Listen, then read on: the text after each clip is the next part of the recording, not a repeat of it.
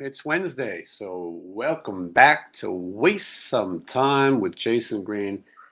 I am Jason Green. I told myself, I said, I'm not going to do any more live shows on Wednesdays unless there's a theme. Either a guest is coming on or we have something to do, an event, if you will. Not saying it would be scripted, but we'd have some kind of idea, themes. I have all kinds of fun things planned, but none of that is going to happen today. Today we will have the usual uh, spontaneous chat. I am exhausted, I'll have you know. I got up early today. I went to the Cosmopolitan and I had a nice free meal, and then I walked home and it was a 6 mile walk. I've been dieting. I've been fasting, intermittent fasting. I'm a diabetic. It's healthy. It's good for you. But I feel like shit a little bit, and all that walking as well. So I'm exhausted. I'm tired. Luckily, Johnny Monaco will be here soon to do the heavy lifting because that's what he does. I see tons of people in the chat, and I'll get to that in a second. Hard to keep up with, but let's talk a little bit about show notes, right? Last week, if you tuned in live, we had Rudy Sarzo, and boy was he great, and the book. I don't know where the hell I put that book, but it's around here somewhere. But we had the author of the book, Missy, and Ron Sobel, the photographer. Excuse me, and the great Mark Weiss. They were all here, and what a fun show. If you haven't seen it, go check it out. It was a fun Wednesday. People are confused with this show.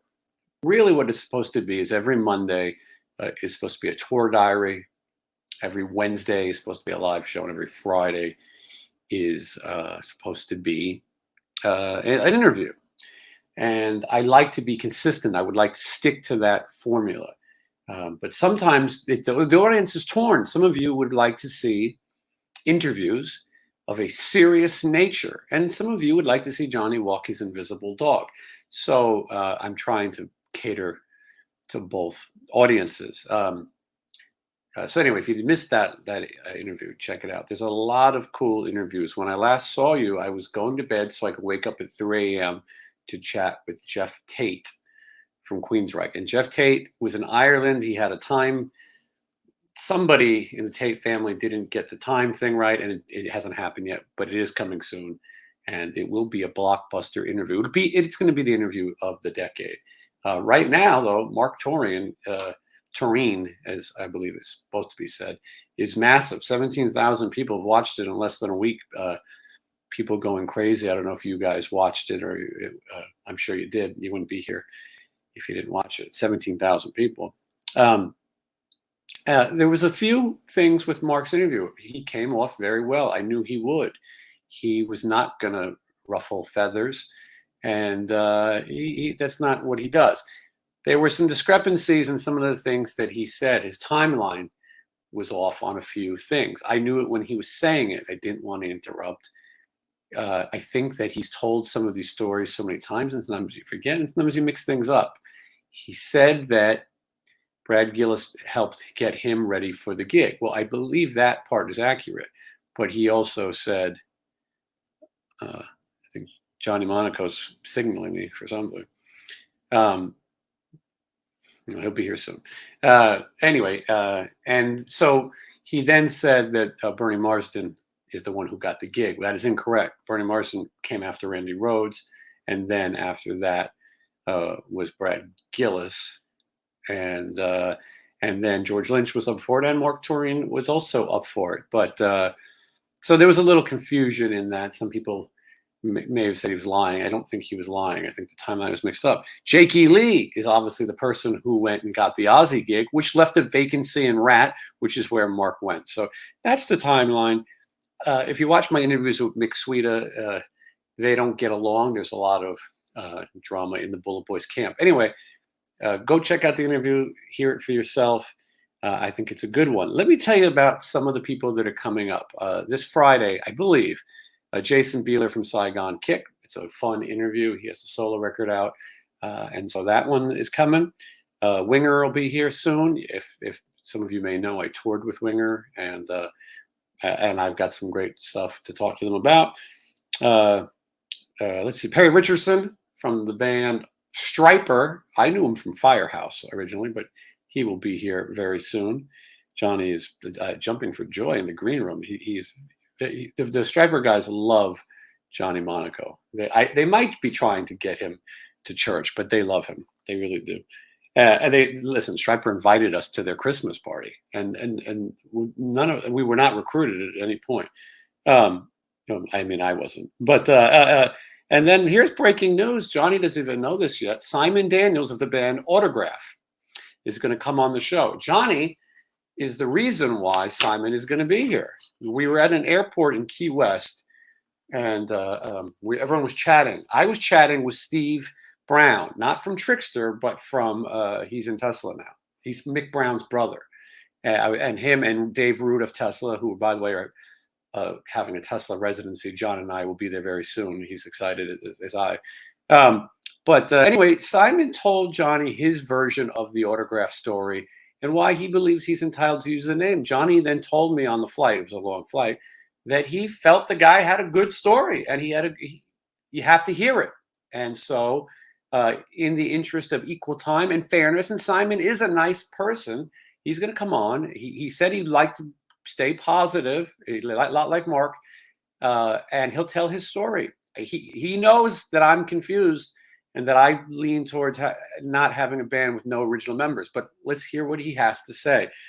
That's coming up, and I am talking with a very legendary guitar player, Adrian Vandenberg, also. So there's a lot of cool people coming up. If you want to ask questions of these guests, you should sign up for Patreon. Also, I'm going to let you know, for those who sign up for Patreon tonight, link is in the description, you're going to get to watch the next 2 tour diaries. That's 2 weeks of tour diaries, all for the price of one. Anyway, it's cheap. It supports the channel. You watch the videos ad-free, and you can ask questions. I put a message out, and I say, who has questions? And so if you want to talk to some of these people, or just talk to Johnny Monaco, you can do that. So click on the Patreon. And again, the next 2 tour diaries, we're up to number 17. Tonight I will send out, I think, 15 and 16. I'm almost done with 17, and you'll enjoy them. I promise. Okay, so that's some programming notes. Hopefully you watched the last tour diary. Let's take a look before I bring Johnny in. Let's just take a look here. Like I said, I'm exhausted. I took a long walk. Yes, mild Steve Brown is kind of, that's what George Lynch calls wild Steve Brown. Let me put on some glasses. These are courtesy of Spectacle Eyewear. Make a spectacle. Okay. Says, I'm glad to be getting some rest. I'm far from getting rest, but I did stop at the store and picked up something that you can't talk about on YouTube. It is legal, but you still can't talk about it. And that is going to help me get some rest tonight. Adrian Vandenberg is awesome. Yes, Jason Holstein, like and subscribe. Please do. He says, a lot of people commenting how much they love Jizzy Pearl. I love Jizzy too. Jizzy juggles in the last tour diary while Rudy Sarzo is in the corner listening to Britney Spears. It's interesting. So you should take a look at that. And let's see if there's anything. Yeah, Chris says Simon is a nice guy. Well, we're going to find out. Greatest opening of a YouTube video, of course. Thank you. Bill says you're not acting like your usual self. Sometimes people who comment on YouTube videos, no offense, Bill, you're great, but people who comment sometimes are nuts. I see people comment the dumbest shit, and then they comment on a video that came out 2 years ago and expect me to remember what you're talking about. Anyway, use common sense. I hope Johnny is here in a short while. See, now, this is Johnny Minico. Johnny will be thrilled to see you today. Let's see here. Okay, what is this?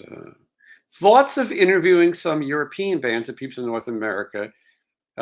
Yes, some of these on your list here I am working on. Hardcore Superstar is one, and a few others. Reckless Love. I'm in negotiations with some foreigners, not the band, but anyway. And thank you. You enjoyed the Mark Torian interview. Mark Sanchez is saying hello to Johnny. He's not even on your screen yet. I could be just talking to myself and pretending Johnny is here. Uh, let's see. And there's stuff like this. 40 years ago. Go figure. What are you talking about? I don't know what that means. Okay. I watched some of the Mark interview at work on my break, and the rest at home. Found it interesting. Well, thank you, Hannah. Bernie Torme. What did I call the guy? Bernie Marsden? Is that what I called him? Whatever. Bernie Torme. Who cares? Who's Bernie Marsden? I don't know. We'll ask Johnny when he gets here. Was Mickey Moody in the band as well? Queensryche show was awesome. I don't care for that band. I like Jeff Tate. Desmond had a good time at Queensryche. Queensryche is playing 90% new music that no one's ever heard of. So I'm not down with that. Yasmin is a fan of enjoyed the Mark interview. Is Piercy allowed to cross the Canadian border? Yes. I couldn't see why he wouldn't be. Stephen Piercy, by the way, will be here soon with a major announcement. I forgot to mention that. He'll be here very soon. You're going to be shocked. Major announcement. Okay. Yes, I was at the Wicked Spoon. Johnny overslept this morning, so he did not join me. Hannah says it's midnight where she is. I don't know where you are, Hannah, but feel free to let us know. I'm trying my best to. Jack is home from work to watch this live. We're going to have a lot of fun today, so I'm glad you're here. And for all the people who say it's going to be a great show, you're very optimistic. You don't know that yet. We really could drop the ball today. Today could be the worst show ever. Mark Sanchez, the theater on the tour diary was creepy. Kind of creepy. Cool, though. I will tell you that we went to a creepier theater, Johnny and I. And Johnny found the documentary. He sent it to me about this theater and this woman who haunts it. I can't remember her name. But Johnny, they told us we had to make a sacrifice, and they asked Johnny to give a guitar pick, and I signed a wall and to make sure that she didn't kill us. All right, let's see here. Some of the people who are talking, I just have no idea what you're talking about. But some of you are great. Anyway, let's bring in Johnny. I think, man needs no introduction. Please welcome Johnny Monaco. How are you, Johnny? Hi. How you doing? Johnny, you have no audio.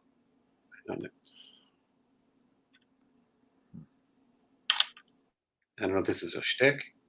No. Can you hear me, Johnny? Yeah, I can hear you. Nothing? He's had all day to prepare for this. No audio. Bernie Marsden was in the early, Johnny had enough of this tomfoolery and he left. Yeah, Bernie Marsden was in Whitesnake. Yeah, but we're talking about Bernie Torme. I apologize. I thought it was Mel Torme, but what the hell do I know? Johnny will be back. He had to fix his connection. You guys say you can hear him? You guys are nuts. All right, hold on. Oh, maybe I have my volume off. Maybe you guys are right. Oh, yeah, they're better. Yeah. Yeah, I guess they could hear you the whole time. I had my volume off. It's my fault. All right. But I'm glad you're here. And we haven't seen each other in a while, Johnny. Yeah. How's it going? Yeah, same old shit.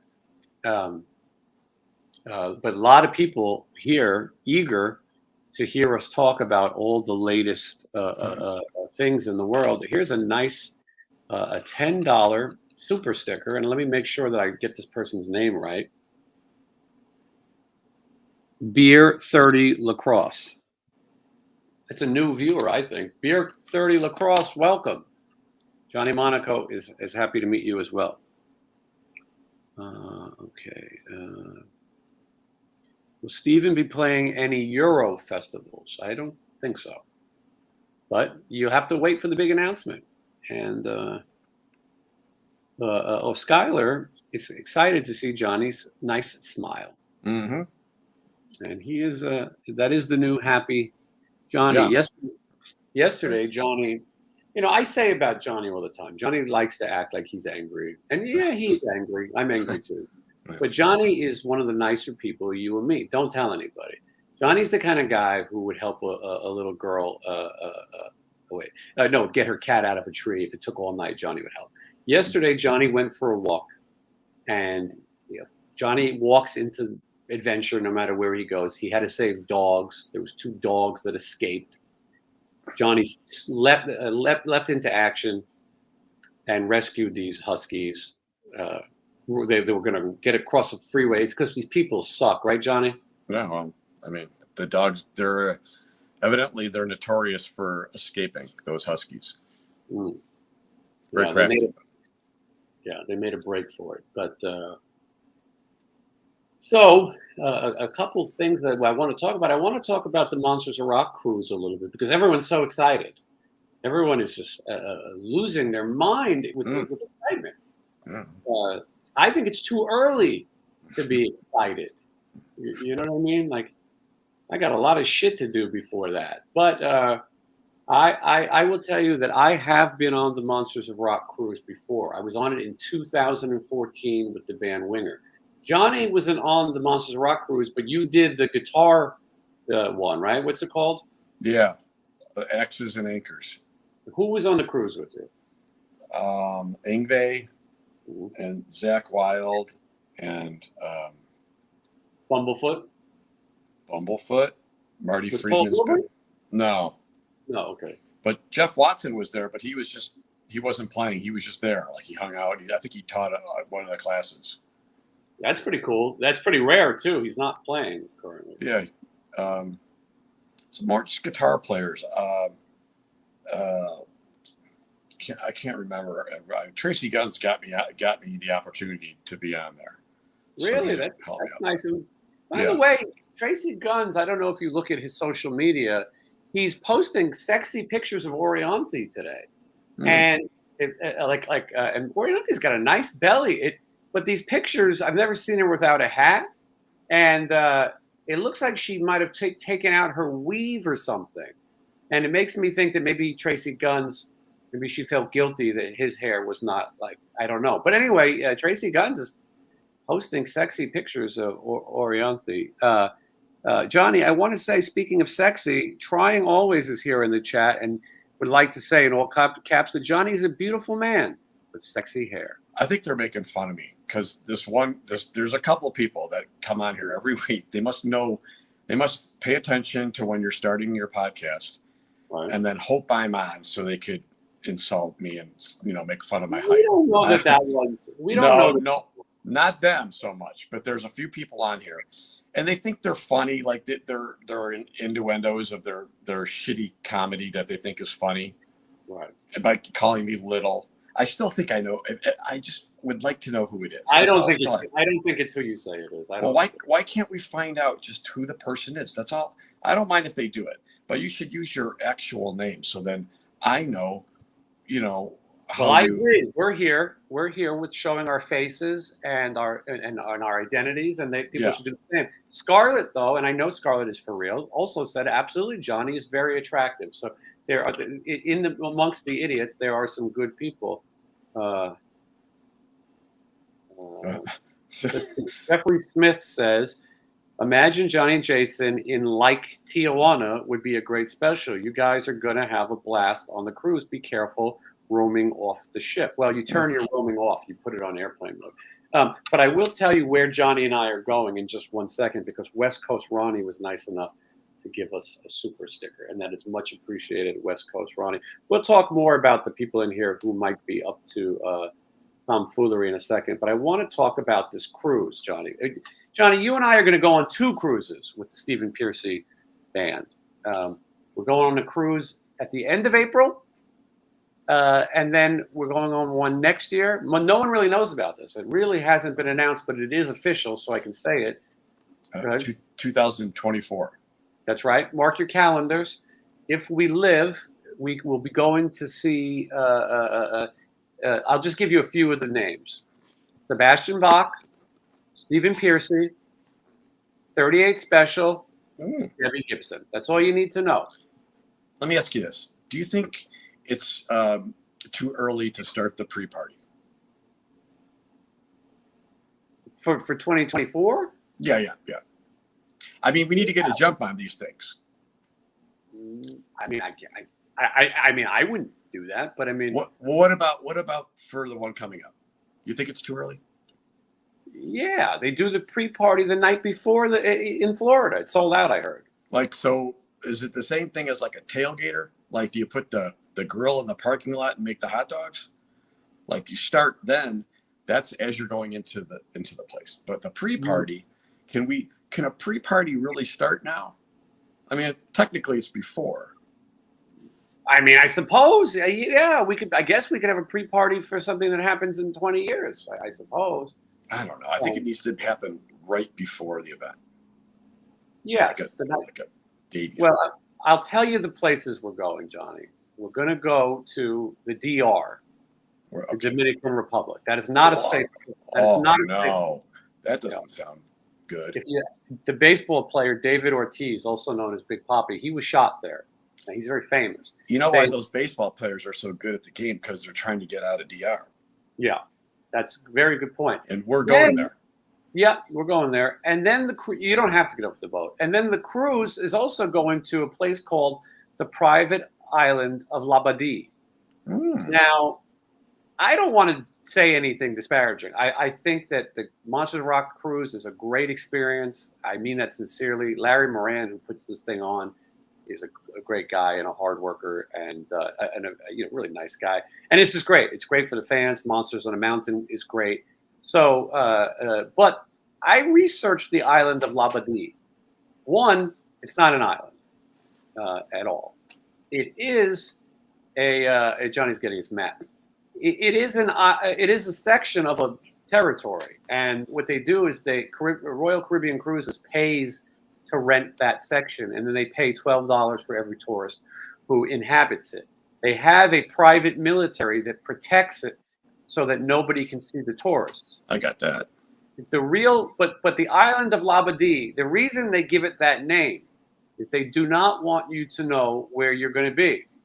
And the answer is, somebody here is saying it's in the Bahamas. That is not correct. That is not correct. Labadee is in Haiti. Oh, that's even worse. Mm-hmm. They have voodoo there. I'm expecting to get to this island and seeing like humans with like chicken heads. Live and let die. Like live and let die. Yeah. Yeah. Like elephant trunks on a human face, rat birds, giraffe women. They overthrow their government. I mean, it's not a place you want to be, but I'm sure that area is safe. So, and then the other cruise is going to Aruba, which is also known for Natalie Holiday. Yeah, that's another weird place. Huh? But that one. It's too early to pre-party for that. Let's take a look at the lineup, Johnny. I'm excited. A lot of these bands I've seen multiple times, as have you. So I want to concentrate on seeing the bands that we don't get a chance to see. So let's look at this lineup here.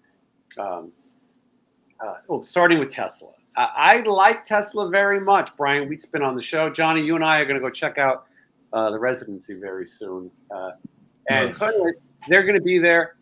I don't mean to say I feel like they probably need something bigger than Tesla as a headliner. Johnny is off to the residency right now, apparently. I'm sure he'll be back. The next guest is Michael Schenker. And Michael Schenker, that's a big one. Johnny, you looking forward to seeing Michael Schenker? Johnny? Yeah. Can you hear me? Yeah. Are you looking forward to seeing Michael Schenker? Yeah, he's great. Every time I've seen him, he's been really good. I've never seen the guy hit a bad note. Yeah, he's crazy. It's really good. I directed a thing called the Vegas Rocks Awards, and he was there. And I went to bring him in his dressing room his laminates and his tickets for the show for whatever. And his assistant or whatever said, "Oh my God, you didn't give it to him, did you? You can't give him anything. He'll lose it, right?" And he did. Mm-hmm. And then George Lynch told me a famous story that Michael Schenker would hide the keys to his tour bus in his rectum. That's not true. I don't know. I think it might be. Anyway, he's an interesting character. Then we have the great Stephen Pearcy, very exciting, and I'm looking forward to seeing him. I hear he's got good stuff. Excuse me. And then we got Queen Reich, and Queen's Reich going to play all new material I'm sure everyone's excited for. Then Extreme. I like the Extreme records. I liked them. I really did. But somehow it hasn't clicked live with me so much. I don't know. People love them though, and they're talented. And they do have 3 out of 4 original members. That is very, very rare. Speaking of original members, next up is Winger. All 4 original members. Probably the only band on this boat of the classic era that has the original lineup. That's something to be praised. They kept it together. Winger is also a great band. Johnny and I saw them recently. I'm looking forward to it. I can watch them all the time. The musicianship, seeing Red Beach play, seeing Rod Morgenstein play. I can watch it every time. So I will go see them. Every band plays twice on the cruise. Next is Kix. I like Kix very much. Their drummer had some heart problems, and he's unable to play. Matt Starr, who's been on the show, is filling in, and they're down to 2 members, but it'll still be good. Next up is Stryper. Perry Richardson will be here soon. Stryper, Johnny, those are our buddies. Yeah. We're going to go to the Bible class with them on Sunday. Oh, yeah. Yeah, if you're up for that. Speaking of that, here's a nice super chat. The message is simple. Hail Satan, 666. Thank you for the super chat. Was it and it was for 666. Very nice of you. And I should say the name just in case this is a plug of some sort. I just can't pronounce that word. Can you, Johnny? What is it? Hold on, I'll put it on the screen. I don't want to say it wrong. Oh.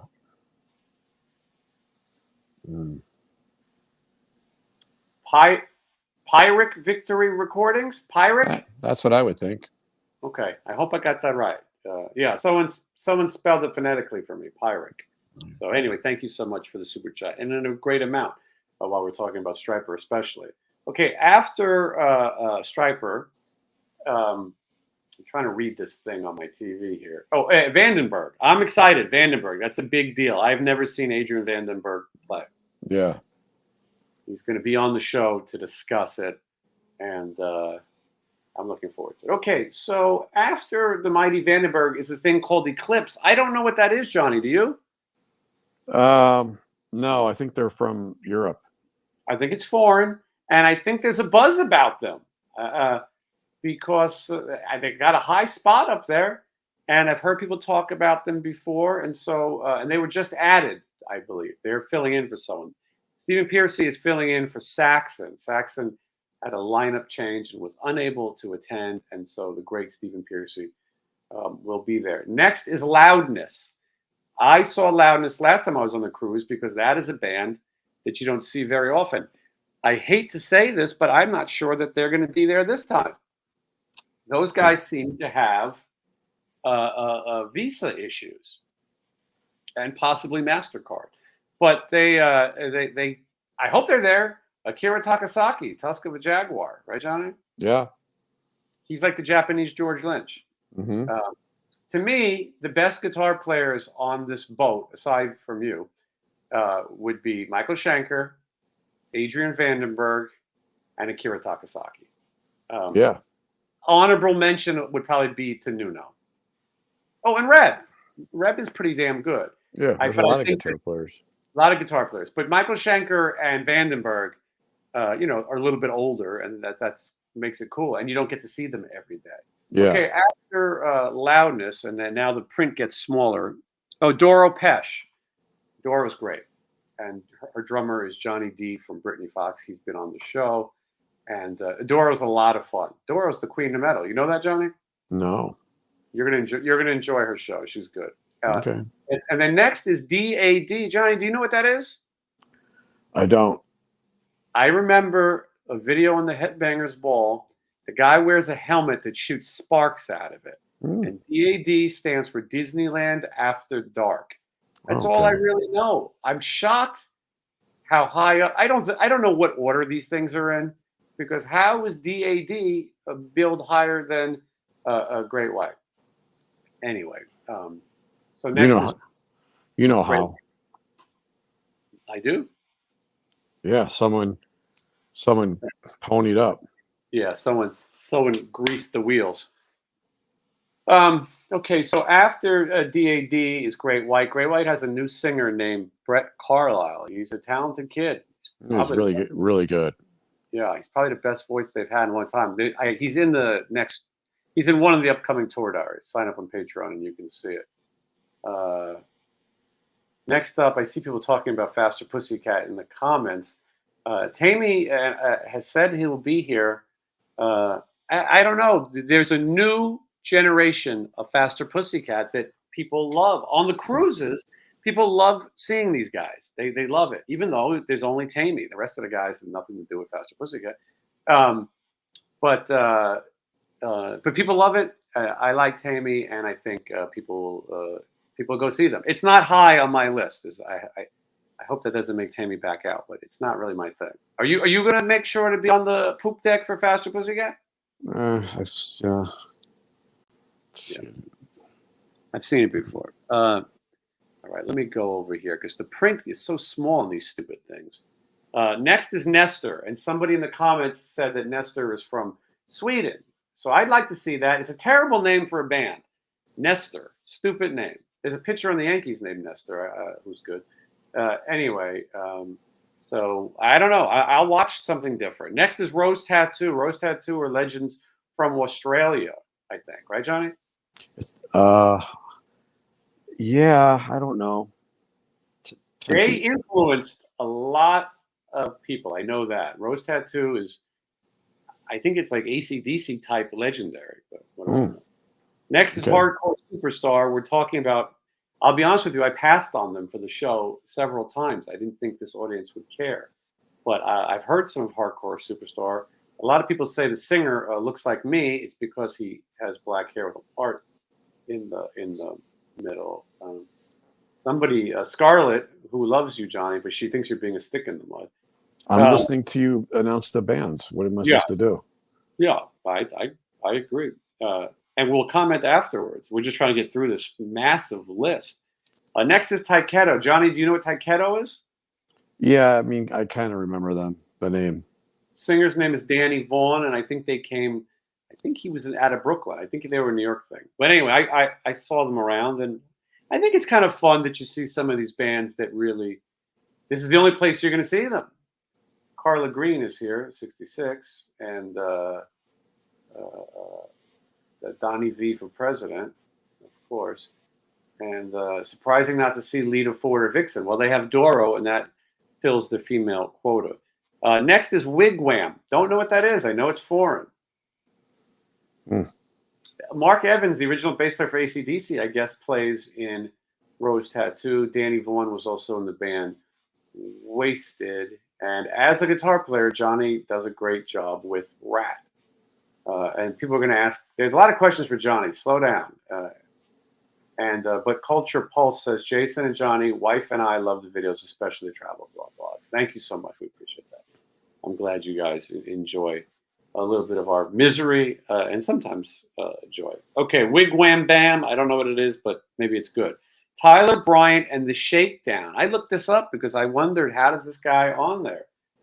And they're Dutch, apparently. Dutch. That's Wigwam. I'm sorry. Tyler Bryant opened for Guns N' Roses. He's a younger guy, plays guitar. I didn't listen to the music. I just looked at the picture. Next is Soto. And I believe Soto is Jeff Scott Soto. And he sang for Yngwie Malmsteen. He's also going to be playing on the Monsters of Rock basketball team.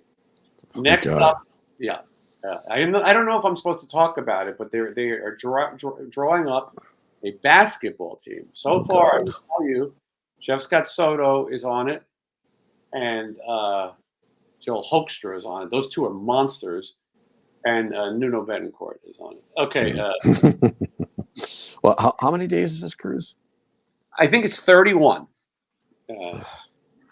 Well, it's going to be a long time. Brian says that Johnny Monaco and Sam Bam Colpin are two of the best around. All right. I guess. Okay, so I think he's a Brent Muscat impersonator. I could be wrong. Okay. Then Chris Holmes from Wasp. And he's also going to be on the show. His wife and I have been talking about it. I've known Chris for a long time, brought him playing Vegas many times. I'm excited to see him. I should have put him in there too. I don't think Chris Holmes will ever be allowed to step foot in America again. I mean, maybe. I will see if his visa works. But anyway, he's supposed to be there. I better speed it up. There's so much shit on here. Reckless Love. I hear this is good. This is one that I'm going to check out. It's high on my list. They might be Swedish or Finnish, but I hear Reckless Love is really good. I've also turned them down to be on this show, and now I would like to have them on. So, okay. Vane. People ask me, Davey Vane said he was going to do the show, and then he flaked. Maybe this time he will get it together. Everyone's a comedian in the comments. Okay. So Vane. Next is Lee Aaron. Lee Aaron is Canadian, and I have an invitation for her to appear on the show too. We're talking a little bit. Next is something. Lee Aaron was a Canadian legend. Johnny, do you remember her?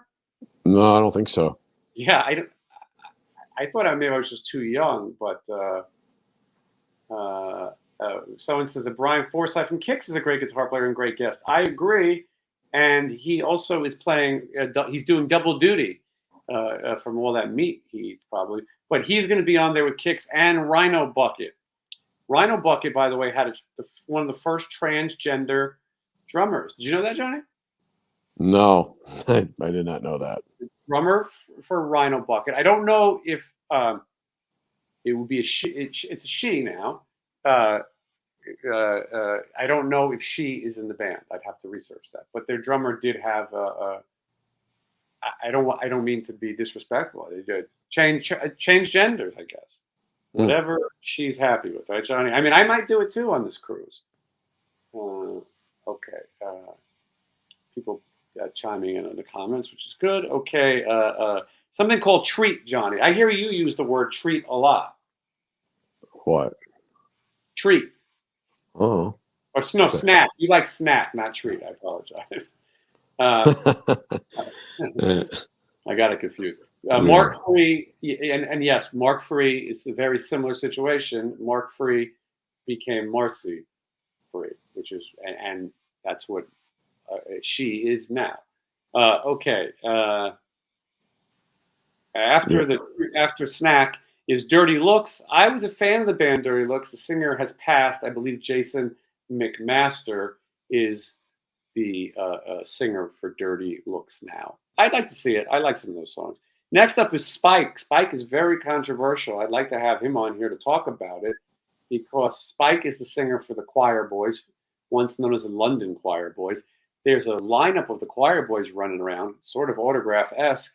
That really isn't the guys that, I don't know. Spike is the Choir Boys. And so he's playing an acoustic set. I think he was a late addition as well. Next is our good friend Ted Poley, who is going to be on the show. He told me as soon as he gets home from this European thing, he will be here. And Ted Poley is the voice of Danger Danger. And he loves Johnny Monaco. He's a big fan of Johnny.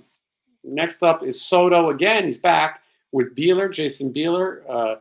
And Jason Beeler from the band Like I Kick. They do some kind of comedy show or some shit. It sounds terrible. I told Jason I was excited. I don't like anything that's advertised as being funny, because then it's probably not. But who knows? Listen, they're talented guys. I do know they're doing a jam with Joel Hoekstra. It's at 10 a.m. I will be asleep. Speaking of that, next up is Autograph. Simon will be here to set us all straight. And Jimmy Bell's been on the show. They're all nice guys in Autograph. Shiraz Lane is another foreign band that I don't know, but I heard good things about it. Maybe I'll check it out. Rhino Bucket, we just discussed already. Tora Tora, that's another one of these bands. Where do they find these bands? Tora Tora is a one video thing on MTV. Do you remember that one, Johnny? No. Guy in the comments, or girl, or gender, as the case may be, says Tora Tora is all original members. I do like to see that. If you're going to get the band together, get the whole band back. So, okay, all original members of Tora Tora. If anyone's going, bring out your Tora Tora records. You get it signed. Now, Kenzie is here, and she says that Shiraz Lane is amazing as well. Kenzie is a little bit younger and she's up on these bands. So I'm glad you're here because you can help me with some of these bands. I'm trying to get, Michelle's also trying to help me with some of these youthful bands. I was against it. I used to look at these lists and say, if I don't see old people, I don't care. But now I'm trying to, we're going to be stuck on this boat for 44 days. Might as well embrace the music, as they say. It's either that or play shuffleboard. Next is Junkyard. Dave Roach, singer for Junkyard, has been on the show. A lot of people excited by them. People think they're a great band. Brent Muscat's brother is in Junkyard. Todd Muscat. He's much better. Then next is Max Sabbath. Johnny, do you know about Max Sabbath? No, I mean I've heard of that. I know what it is, but Michael Perez sums it up. It's they play Sabbath songs dressed like McDonald's characters. Hilarious. How do they get that shit on the boat? That's what I want to know. Sounds interesting. Okay. Then we have Shay Kane, and I've talked. Shay Kane, Shay's Kane might be here. She's a female artist. She has a record on Frontiers, and I'm talking about having her on here too. Shay's Kane. We're going to learn about some new music. After Shay's Kane is your favorite band, Johnny. I think they're going to have to lock them up in the brig, though, for everyone's safety, at least at night. Liliac. Yeah. And Johnny, tell the people where Liliac is from. Transylvania. Transylvania, yeah. And we're not joking. By the way, Johnny and I are looking forward to the new movie Renfield featuring Nicolas Cage as Dracula. Johnny says he hasn't been to a movie in a theater in 36 years. And so he's thinking about coming out of retirement. Jason, how many times have you been on this cruise? I've only been on it once, 2014. I was very nervous about going. I'll talk about all that, and Johnny and I will talk about it also. Don't forget your rubbers, Chiefy. I think that's you. I think you're Chiefy, Johnny. I don't know. I'm not familiar with all these nicknames. Shiraz Lane is excellent. Reckless Love. They're both from Finland. I'm excited. Listen, I am royalty in Finland. I will have you know, I reunited Hanoi Rocks. 3 members said it. That's not just me making it up. They said it. I reunited them. And so I'm royalty in Finland. And so that's why I'm excited to flex my dual citizenship. Okay, Liliac, we've seen them before. It's a family band. It's fun. They're the Partridge Family of metal, and they're vampires. You can't go around telling people that, though, because you know it's a secret. They don't want you to know. If they wanted you to know, they would introduce themselves. They'd ask you, you know, can I come in? Because the vampire has to ask permission to come in. They bring them on in wooden crates, I'm told. Yeah, they're going to put them on the bottom. Yeah, that's what I thought. Anyway, Liliac, yeah, and they might be here too, by the way. I was talking to Dad about it. Johnny set that up. Next up is Burning Witches. I know nothing about it. I have a feeling it's a bunch of chicks. Courtney Cox is in that band. Do you know Courtney? Courtney Cox. Not the girl from Scream, and not the one from Friends, but Courtney Cox is. She's in the. Huh? The name is Courtney Cox. Cox, excuse me. Oh, okay. She's in the Iron Maidens. Oh, and she's been on the show. She's very nice. I've known her for a while. Okay. And anyway, she's filling in, I heard, I think.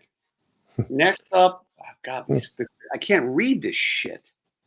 These bands probably bought on. The Cruel Intentions, don't know what that is. The Dueling Pianos, never heard of it. Karaoke Madness with Brian and Lizzie. That sounds stupid. I don't go to any of that shit. I don't got time for that. I mean, but I get it. And then hosted by Eddie Trunk, and then the very funny Jim Florentine and Donnie Jameson, David Lee Roth, what?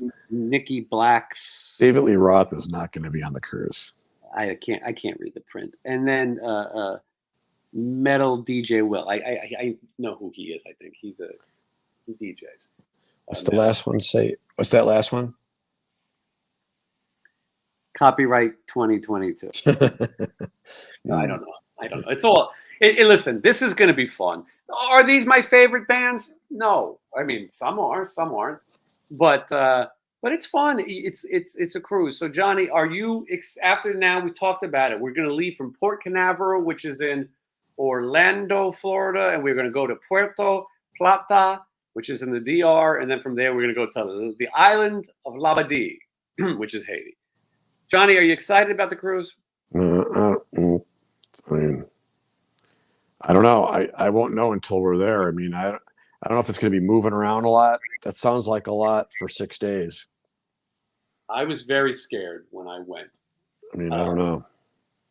I had a prescription for Xanax at the time, and I was on the plane, and they announced that there was going to be a delay on the tarmac. That's the worst one you can have when you go out onto the runway and you just sit there. It's the worst delay. And I put the Xanax under my tongue and just went to town like a whole bar. And then I got to the boat and I was scared. I have anxiety and other things. I'm better now than I was, but I was nervous to be on that silly boat. Fortunately, at the time, a lot of the guys that from Winger that I was with had never been on one of those boats either. And so we were all kind of learning together. There was no cell phones. There was no Wi-Fi package, even though I doubt anyone's going to use that now because no one wants to spend the money. But Chris P says, Johnny, bring motion sickness pills. Absolutely. You can put a little thing behind your ear, a little dab. Never thought of that. They have those. It's a little patch you put behind your ear. I didn't do it, but I hear it's very good. I take old-fashioned Dramamine, but it was my experience on that boat was fine. The back of the boat, which they call the ass of the boat, they had a club, and that was the one spot that rocked most of the time. So Stephen is playing 2 shows. I'll give a spoiler alert. He's playing on the 2nd day and the 4th day. The first show is at the Royal Theater. It's in the early evening, and the second show is on the pool stage at 9 o'clock, 10 o'clock, local Labadee time.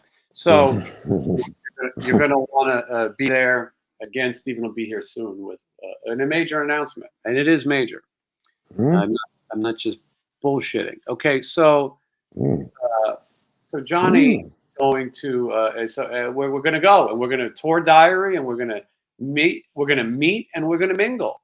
But anyway, when I went on that first cruise, I was a little bit nervous.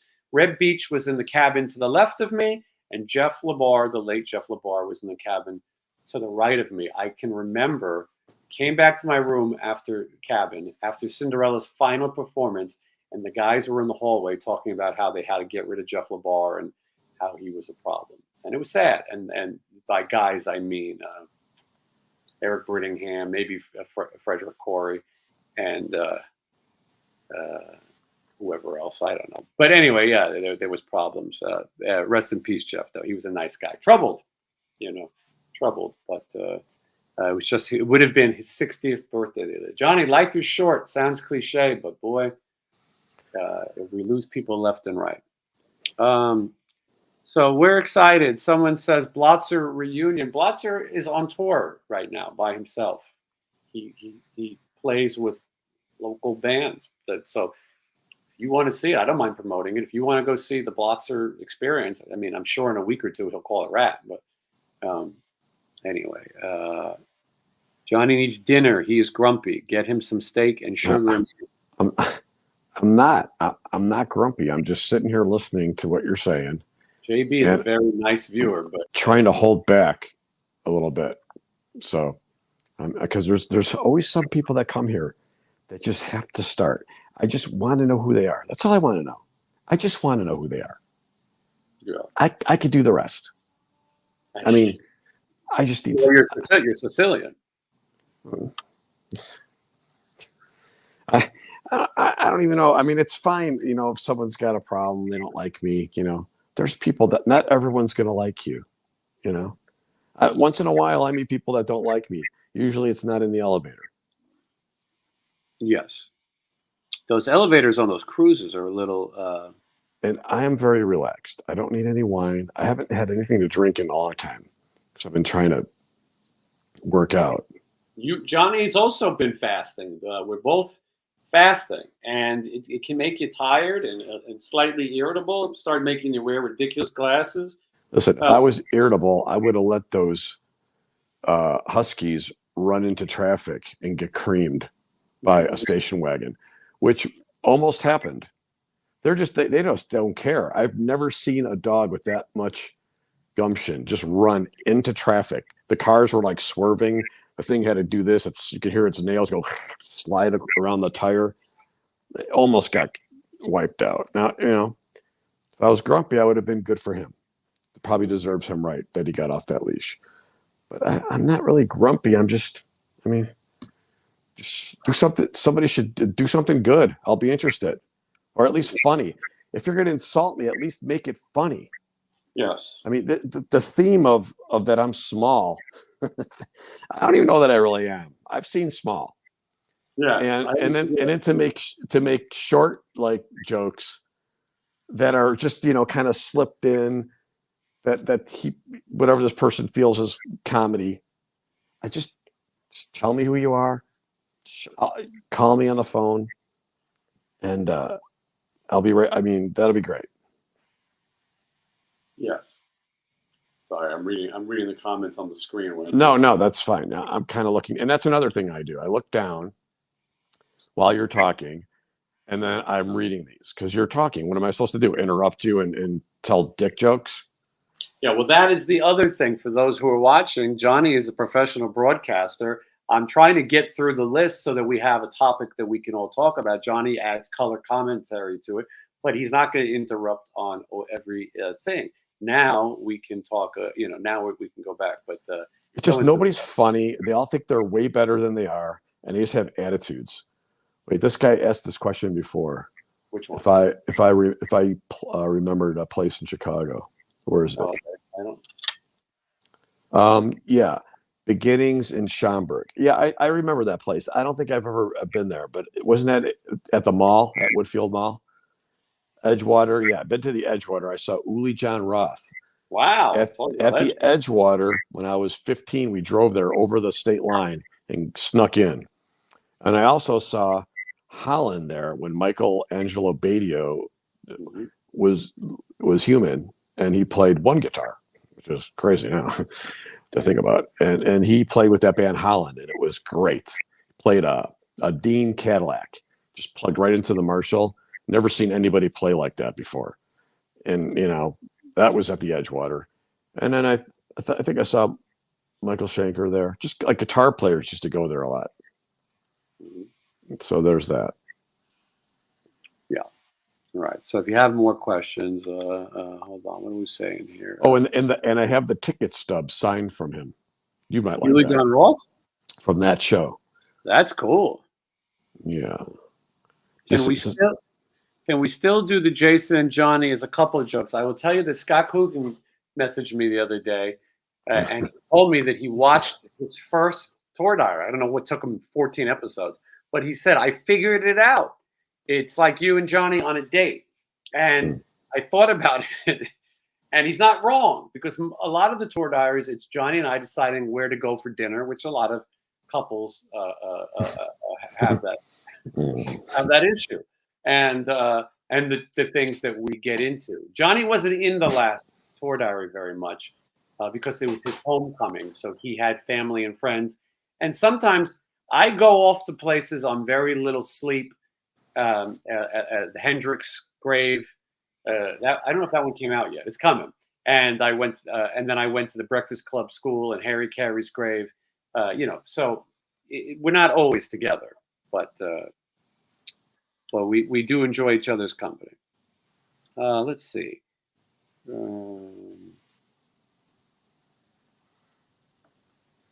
Your friend selling merchandise at the Canyon Club show was very cool. Well, that was Rachel May, who was the rhythm guitar player in my band, the Sin City Rejects. But you didn't know that. Yes. So anyway, Rachel's very nice. Michelle was there too.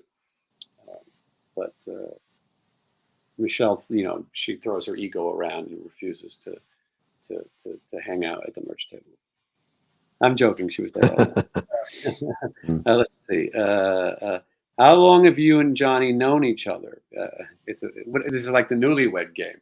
It's funny is that I was aware of Johnny for a long time. I was helping Brent Muscat manage his fake Faster Pussycat, which did have more members than Tammy Down's Faster Pussycat. It was Eric Stacy, Brett Bradshaw, may he rest in peace, passed away, and then Kurt Frolick, who's now the singer for Riley's LA Guns, and a guy named Todd Kearns, who formerly of Slash.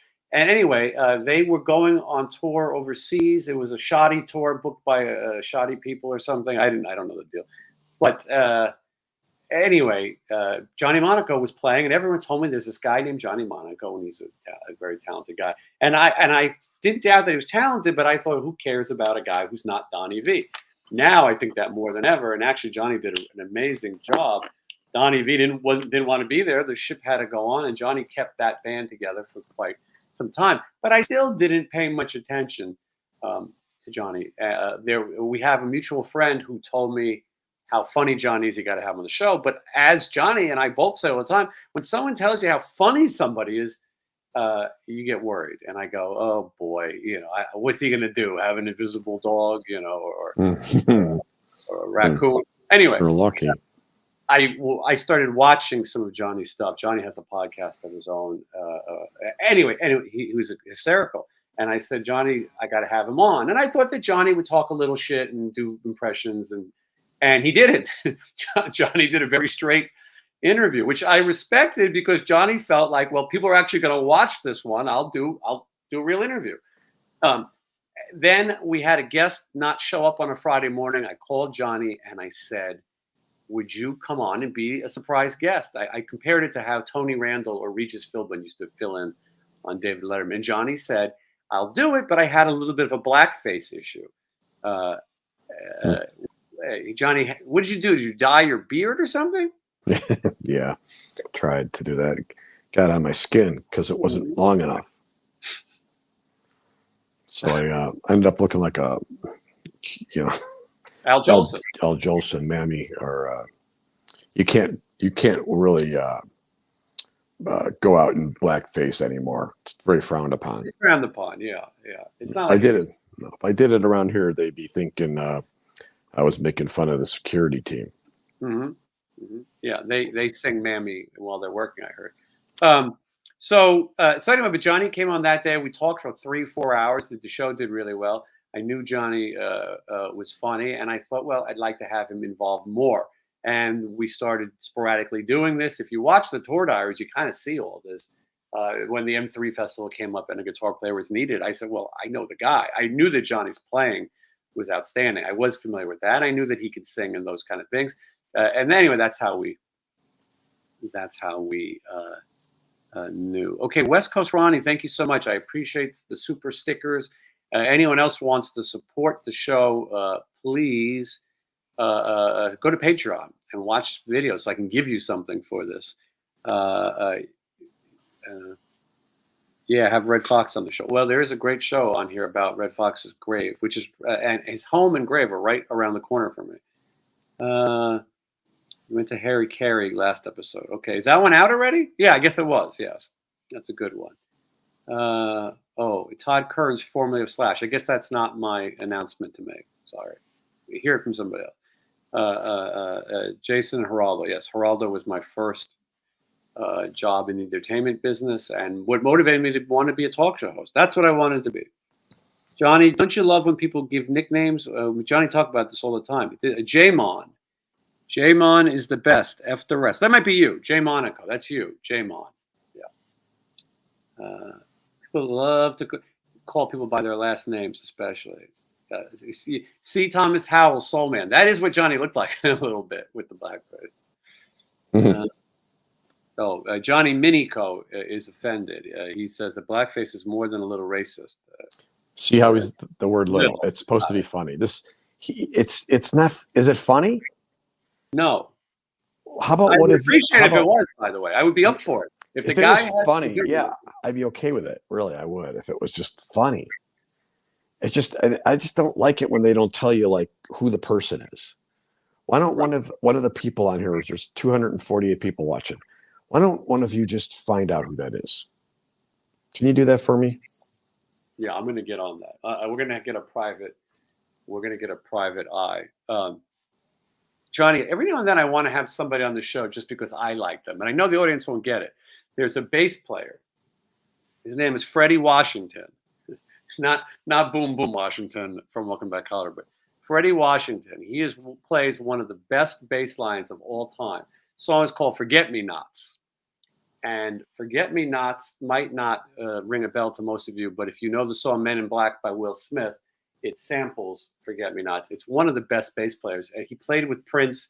He's played with everybody. This guy is a legend. And I like to have these kind of people on the show. I don't want to just spend my life talking to Trickster, you know. Let's see. Clint Eastwood or Chick Eastwood says that Ricky Rackman wants to talk to Stephen. Anyway, Ricky Rackman called me. He told me that he wanted Stephen on his Cat House podcast, and he will be on there.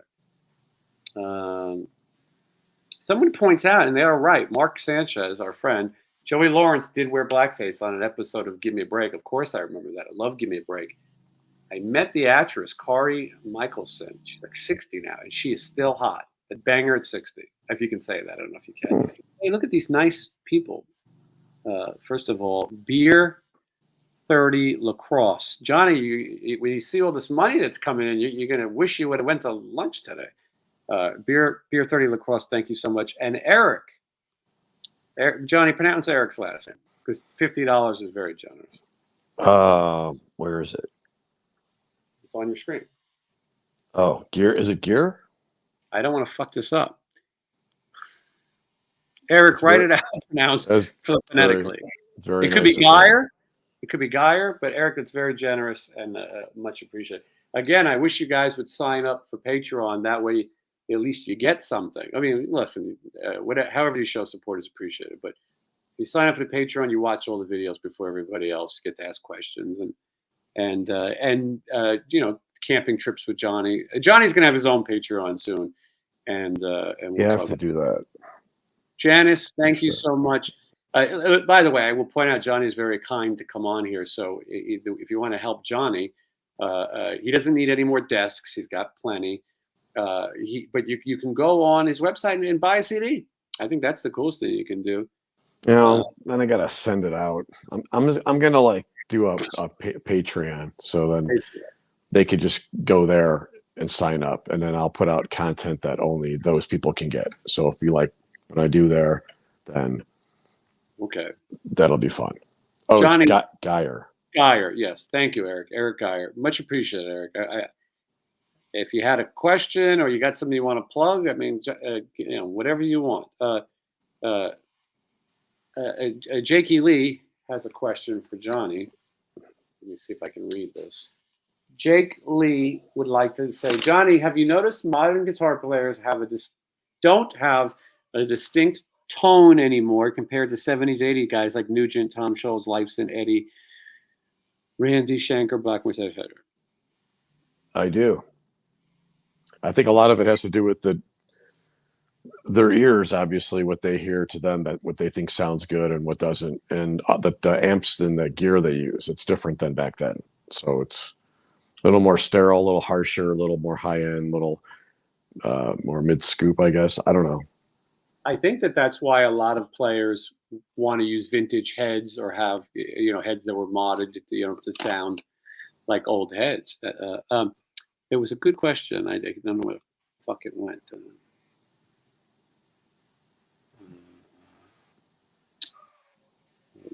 Well, that's very nice, Brian. Oh yeah, hey, Brian. I like the Arcada Theater. I don't know if we can say. I've played there several times with Enough's Enough, and it always, like, you know, when you're there and you do it, then you think like this is like happening, and then like 6 months later, then a year goes by, then 2, then 3, then after like, you know, a handful of years, it's like it didn't even matter. I mean, I hate to say that, it sounds terrible, but I mean, kind of. But I played there with Michael Schenker. I thought it was like the greatest thing, and multiple times. I have a feeling we're going to be back at the Arcada Theater in this year. I have a feeling. That's close to where I used to live. Yeah, I used to live like 15 minutes from there. Donnie Wahlberg and Jenny McCarthy live very close to there. Yeah, and so did Brian Wilson. Oh, right. Wow. I'm excited to go there. I like Ron Onesti. He owns those places, I think, right? Or he's the promoter. I don't know. Yeah. He owns them. He Yeah, owns that one in the Splains Theater. right. Which is in the last podcast. He Tour Diary. He makes a thing called Ron's Famous Italian Feast. Yeah, it was really good. Did you have it? Okay, I didn't know if you Yeah, had it. I had a little bit. I thought it was good. Yeah. Yeah, it was ravioli, meatballs, and it was really good. I was like, what makes this famous? But Yeah, we found out. yeah, it was really good. Okay, hold on. I wanted to answer some of these questions. Whoa. Would Stephen Pearcy do a residency? Stephen Pearcy is going to do a residency. That's not the announcement. The announcement is much bigger than that, but he is going to do a residency. There's an announcement? Yeah, it's big. Do I know about it? I don't know. Oh wow. I like being excited by stuff like that. It's a big one. Yeah, go ahead. Will Enough's Enough ever do a reunion tour? Yeah, they're doing one right now without me and Donnie V. Yeah, right. Well, and Vic Fox. Yeah, Vic Fox is alive too. I would do it. I don't think that's on the table, but I don't think there's any, Johnny does talk to Donnie V, and they were going to do some shows together. There was scheduling conflicts. I think that when the time writes, the Donnie Johnny tour could happen, or shows. I think it'd be nice if Vic Fox would be there too, but who knows? Maybe I'll get Vic on the show and I can mend the fences. I'm good at that. Let's see. Hold on, a question for Johnny. Johnny, that's you. Do you have a favorite show you've played with Rat so far? Oh, each one has its own, moments. So favorite, I don't know if I have a favorite. I like that casino we went to in Connecticut. That was kind of fun, right? Yeah. Although you didn't like the Todd English dinner. Well, I didn't like anything about it, but I thought maybe that one, or I'm trying to find, the least of what has the least things I didn't like. Well, we do different things. Johnny's on stage performing, so what he's thinking about is different. I think about where the venue was organized, where they had good security, where the writer was done right. Well, I haven't thought about any of that. Yeah, no, but different jobs. Where it was a nice environment. I really liked Washington, which is coming up. I don't know if it was the best show, but it was a really beautiful casino, really beautiful area. I will give you a hint that in that tour diary, and if you sign up for Patreon, Johnny and I watched a couple make love through their window. And it's as ridiculous as it sounds. And you can watch us do that. I was sick. Yeah, I was sick on that one. I got something wrong with me on that. You were very sick, and so sick we had to call out a doctor. Fortunately, I filmed the entire meeting. Yeah, I don't know what would be my favorite one. I'm sure there's one in there. Okay. Brett would like to know your thoughts on the new Extreme song "Rise." I say your thoughts because I haven't heard it yet, really. I mean, it's not for me, but I could see why people would like it. Right.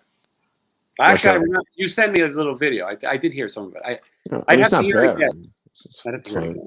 I mean, musically, it's not really for me, but I could see where other people might really be into it. Like when you buy an Escalade.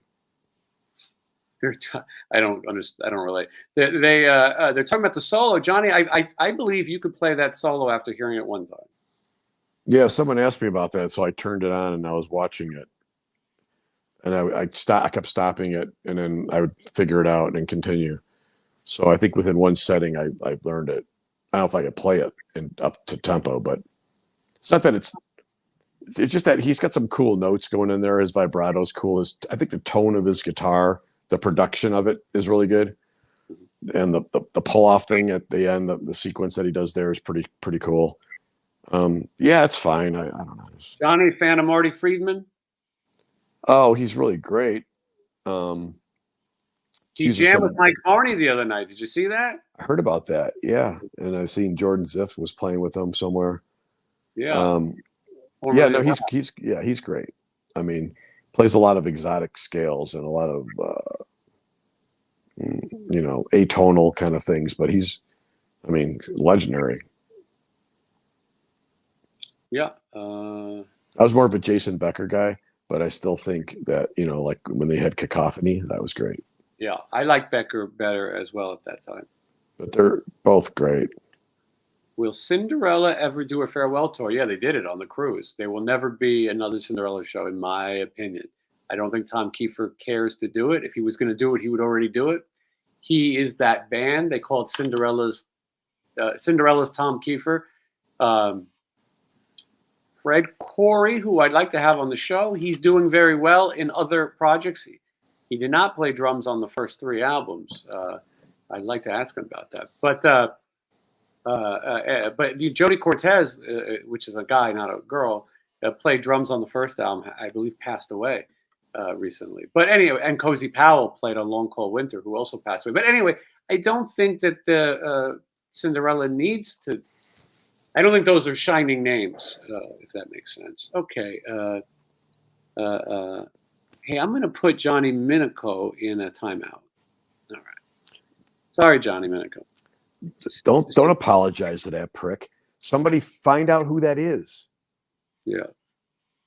If whoever finds out who that is, I'll send them a CD and 5 guitar picks. More if you want. Whatever you want. I'll send that. I'll send probably some stuff around here I could send.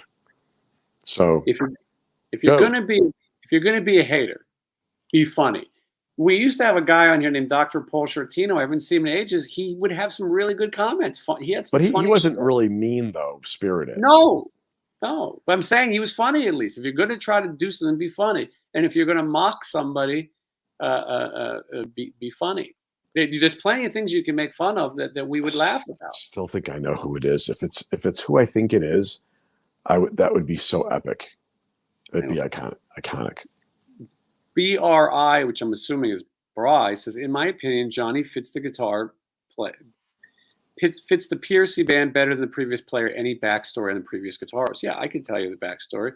The guitar player was Frankie Wilsey. You might be talking about Chris Hager, actually. But these are all guys who were in Piercy's career. Frankie Wilsey was in the band Arcade with Steven, and he was in a band called the Sea Hags. He is going to be on the show. He's a great guy, really nice guy. He plays in a band called Aeromyth, and he makes a lot of money traveling, playing Aerosmith music on cruises. So he left. So maybe you're talking about Chris Hager, because that is who Johnny technically replaced. Chris got sick, and Chris was really just filling in. He's a nice guy, but he was just filling in. And when Johnny joined, it made sense. And Johnny adds a lot between vocals and guitar playing and things like that. And I'll tell you other things. I mean, it's convenient. Johnny lives here in Las Vegas, as do me and Steven. So anyway, that's. I mean, and Johnny can't answer. Johnny just got hired to do a gig. He didn't know anyone before. You met Chris though at the whiskey. Yeah, he was really nice. I said hi. I said, hey. It's awkward. Kind of unfortunate that it worked out that way, and I wish you were still here doing it. He said, thanks for that. I said, sure. No, get out of my dressing room. I was very nice to him. He was nice. And then we got up and jammed. And then. That's right. You did get to play with him. Yeah. You know what's awkward, though, now? Matt Thorne is playing bass. He's amazing. I'm a big fan of Matt. I always was. Yeah. I like him. He's one of the nicest people. He's laid back and on stage as well. He is the opposite of Gene, the Dancing Machine, Juan Crucier. He is cool. He doesn't have to dance. He's cool. Anyway, Matt was in Rough Cut, and there's a Rough Cut. There's 2 Rough Cuts. I don't know if you knew that, and they're fighting. I had 3 members of one of the Rough Cuts, but so Matt and Chris don't get along, and so I think that's the end of the jamming. Okay, let's see what else we have here. Yeah, someone's saying Dr. Paul was funny. I don't know where he went. I hope he's okay. I don't. I don't care. 15 feet. Let's see. Some stuff about you smiling. I know. What? I don't understand that. How could you just sit there and smile with nothing to smile about? Yeah, I mean, this I is don't. not a bad theory. Maybe Johnny Minico is the salesperson from the mattress store. Oh, that guy. I like that one. His name is Scott. No, it Well, wouldn't be. It wouldn't be him. okay. I got the email that guy. I put a whole thing together. I was going to send it to Mattress Firm, and I'm like, you know what? I think I'd just be easier just to sell this thing on Craigslist to someone else and just be done with it and not have to deal with Mattress Firm anymore. And that's what I did. Well, it's still up there. No one's bought it yet. Ray P, which might be short for Ray Parker Jr., who is going to be on the cruise with us, Johnny, the 80s cruise. Did you know that the Ghostbusters song, you know that song, right? Who are you going to call? Ghostbusters. Yep. Huey Lewis. Strange. Yep. Huey Lewis wrote that song. It was called I Want a New Drug. Right. Huey Lewis sued Ray Parker and pretty much won all the Ghostbusters money. It's crazy. And therefore, Ray Parker Jr. has to be on the cruise. Will Rad ever do a reunion tour? I don't know. You have to tune in and see Steven's big announcement. That may be it. Wait, there's an announcement? Current lineup is great overall, backing up Steven spelled wrong. All right. Well, lineup. This is a good one. This is a good one here. Biff. I can't tell if Biff's a little bit of a jackass. He might not be. Maybe he's nice, or she. Anyway, it's probably the other person making up stuff. Biff Bickle Smoocher says, "Hey," and then again later, "Hey." So I'm so fascinated. Oh, and then a hey. I'm fascinated. What would you like to say? Maybe they've got a great question. Eric would like to know if we're going to go to NAMM. I am going to try to do that. I'm going to try to cover it for the show. And if Johnny isn't available, because Johnny is a busy guy, NAMM. Maybe War is Hell. Yeah, I was going to say we already won that one. Or did we? Yeah. Yeah, but, I haven't been there in a while. So maybe we could do that. Okay. There's a big announcement. Huh? Johnny's ex-girlfriend. Johnny, do you have any crazy ex-girlfriends? I don't know. I don't stay friends with my ex-girlfriends. But I don't do anything to get like where they hated me for it. Most of the time, I broke up with them. I mean, in some cases, they broke up with me, but that I can only take so much. At that point, I kind of gave up. Like, okay, it gets to that point, and you're already kind of broke up. I don't think any of my ex-girlfriends would know how to work the computer like that. Yeah, they're still working on their general efficiency degree. In the kitchen, make my sandwich. I don't know. I don't know. I think that's just somebody making fun, like joking, kind of like a cliched, like the ex-girlfriend did it. No, I assume, but I like to give people a chance. Johnny, 250 people have been here this entire night. And 80% of it is making fun of me. I'm not going to come back. Then we'll see what happens. Yeah, you guys better be careful. You won't have Johnny Monaco to kick around anymore. Yeah. Johnny, do you play every day? Guitar. Yeah, I do.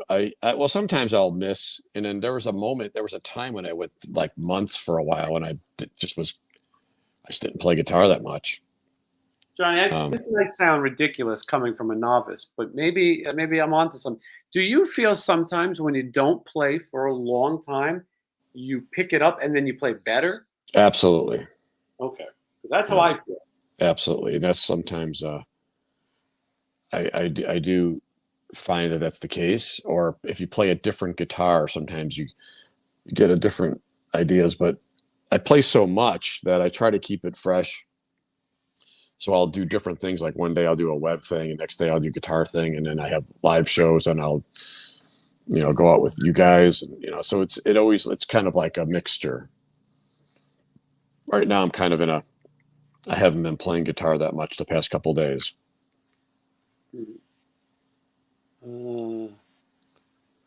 Good interview with George Lynch. Thank you. I will say that interview is back. The way YouTube works is when the channel's popular, they push some of your other content. The George Lynch interview is a year and something old. But I will say that interview has attracted the most idiots. when we come on to do these shows, as you noticed, we can choose the name that we use. For Johnny's is hashtag Johnny on the spot. Each week, Johnny uses a different one. When George Lynch came on, he called himself Jorge, Jorge. I can't tell you the amount of comments. You idiot, you spelled his name wrong. You think if I spelled his name wrong while he was sitting there, he would have not said something. Also, there's other people who he says in the interview that he's sarcastic and that he enjoys messing with people. Jeff Pilson said that he was always that way. He likes it. He likes to talk really dry and really straight. He's like the Stephen Wright of rock. But people watch the interview and they are just so stupid. So anyway. That sounds about right. I don't know why we're so interested in Johnny's love life, but all right. I mean, I'll bite. Does Johnny avoid exes, bands, girlfriends when he bumps into them at shows, events? Well, first of all, Johnny's not from Las Vegas. So I don't think you have an ex-girlfriend in Las Vegas. I don't even have a friend in Las Vegas. Avoid exes, bands, girlfriends, like the guys' girlfriends in the band. I don't care about that. Johnny, if you like someone and you like them, I mean, I'm not going to go steal someone's girlfriend. That's not really my thing. No. But it's like if somebody, even if you like them and you find you have a chemistry, well, that ends the minute you know that they have a husband or a wife or a boyfriend. You know, why would you, not a wife, but why would you try to like get someone else's girlfriend? Well, I mean, sometimes they have a thing called a cuck. You play in a band with somebody who's known for he enjoys watching other people have intercourse with his wife.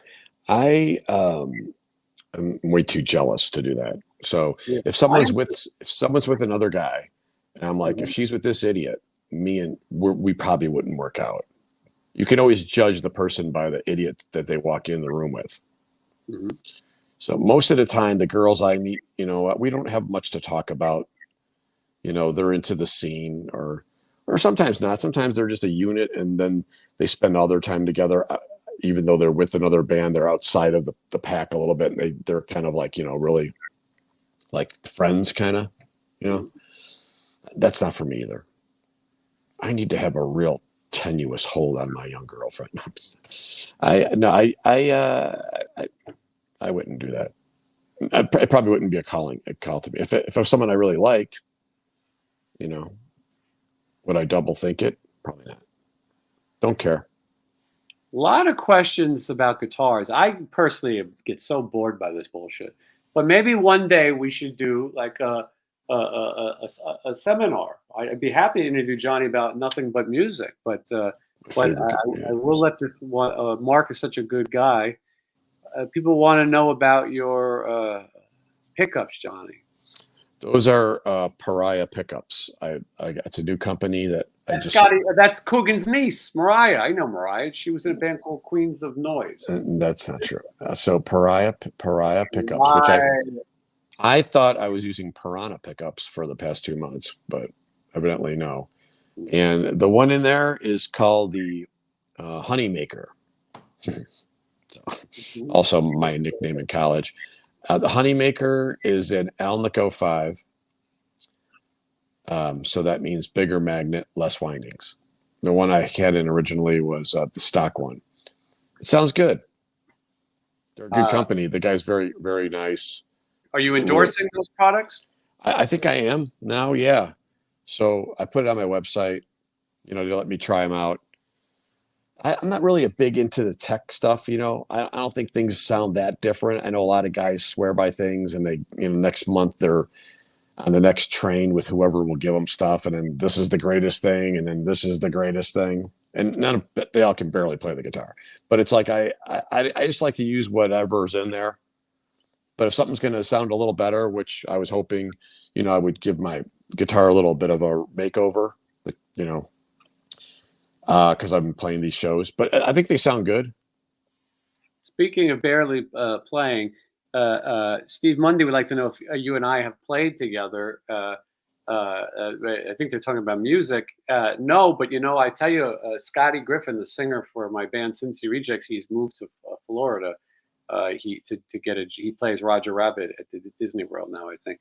But but I said, it'd be fun to do a show because people ask all the time to do something. I said maybe Johnny Monaco. Johnny is not really is into the New York Dolls, and I think it would take Johnny. Not that it's hard to learn, but he's not as familiar with the kind of stuff that my band played. But it might be fun, and so who knows? Maybe one day we can do something here that would be fun. I'm scared. I'm intimidated by Johnny, though. I think if we played punk music, he would be okay. But if we played like Cacophony or something, or if we were going to play like a Joe Satriani night, I'm not really a Stu Ham. I'm slightly a Stu Baloney. Okay, let's see what else we have here. I did play bass with Chris Frazier, who was the drummer for Steve Vai on Flexible and Passion and Warfare, and he's currently the drummer for Foreigner. And when we were playing, he said, "I didn't know you played bass," and I told him I didn't know either. And but it was a lot of fun. Okay, let's see here. Janice says she's not trying to be flirty, and I like that. Let's see what she says. Not trying to be flirty, but I think Johnny is very attractive. No jokes. No jokes, Johnny. Oh, well, I don't have a lot of jokes today, but it's just I'm not even tired or anything. I'm just kind of melancholy. Johnny, what does Chris P mean? That was just nasty, not cool. Which part? I don't know. Is he talking about you or me? I don't. You have to say what you're talking about. Explain yourself. And he capitalized cool. So it's kind of like when the guy goes, like when you bump into somebody at a bar and his beer goes like this, and he's like 285 pounds. He goes, "Not cool." Yeah. Uncool, dude. Take a chill pill, bro. Little guy. Q Reich, 1967. Johnny, you need another desk? Well, what's the offer? I was going to say, what do you got? Yeah. Is it black? I wanted a black one, like a veneer, like clean, streamlined, studio-ish. But what I got is an oversized picnic table, which is fine because that's like the thing now. It's the rustic workman. What do they call those kind of houses? Craftsman house. But it's, John, how's your mother doing? Scarlett would like to know. She's doing good. She's back home. She's been home. Your mom had a rehab. She had a pill problem, right? Drinking? No, she had a abdominal aortic bypass to get flow of the blood into the legs and the feet because it wasn't working right. And I forgot the technical term for it. It's something I wasn't really aware of, but it's kind of like a bypass you'd have on your heart, but like on your lower abdomen area. There's another aortic, like an aortic dissection. That one. I mean, sort of, probably. Yeah, Anyway, I'm glad that she's doing well. Yeah, she's fine. She's up and they come to the house and she's moving around, but she's very active. Like I should be doing this or I got to do this. And when you do that your whole life, and then you start to slow down to normality, you're like, I got to slow down. It's like, well, you don't need to get all worked up about these things. You get high blood pressure from other people's bullshit. You got to start learning not to give a fuck. And that's kind of like, you would think old people are like that, like they just, but some people just want to keep going and hitting it. And then eventually they got to slow down. So I think she's at the point now where she's got to relax a little bit. Yes. My cat is napping. A lot of questions about my cat. I'm looking at her actually now, but I feed her right before the show. And that way she. Hey, look, it's Angus Clark. Hey, that's very nice, Angus. Thank you. You know who that is? That Angus Clark. Here he is. Yeah. Put his up there. That's the Trans-Siberian Orchestra right there. The Trans-Siberian Orchestra. Well, I don't know if you could say that anymore. No, it's politically correct to say. Oh, okay. Well, that's how they want to identify. Anyway, but Angus is in that band. He's in the He basically is the band. He's the guitar player, and he also has a company called Song Division. Oh, right. I know about that. And he's a really good guitar player. And I've gone on several of these events with him that he was nice enough to hire me on to. I would love to. I got a few questions for him about somebody who worked for Song. I used to do so many of them, and then all of a sudden, like COVID, I just stopped getting calls. But well, the C's, the cucks, and the COVIDs, Well, I enjoyed doing it. It was really more of it was a professional organization, and they fly you out. It's kind of like a very high it's like intense. You get there, it's got to happen like right on the spot. It's got to go off without a hitch. Very high pressure situation, but musical. It's great. Look it up online, everybody. It's called Song Division. Yeah, very cool. So I haven't seen Angus in a while. Well, you have to come to Las Vegas sometime. Yeah. Or just invite me over, and I'll stay at your house with your family for a couple of days. That's all right. That means they'll never leave.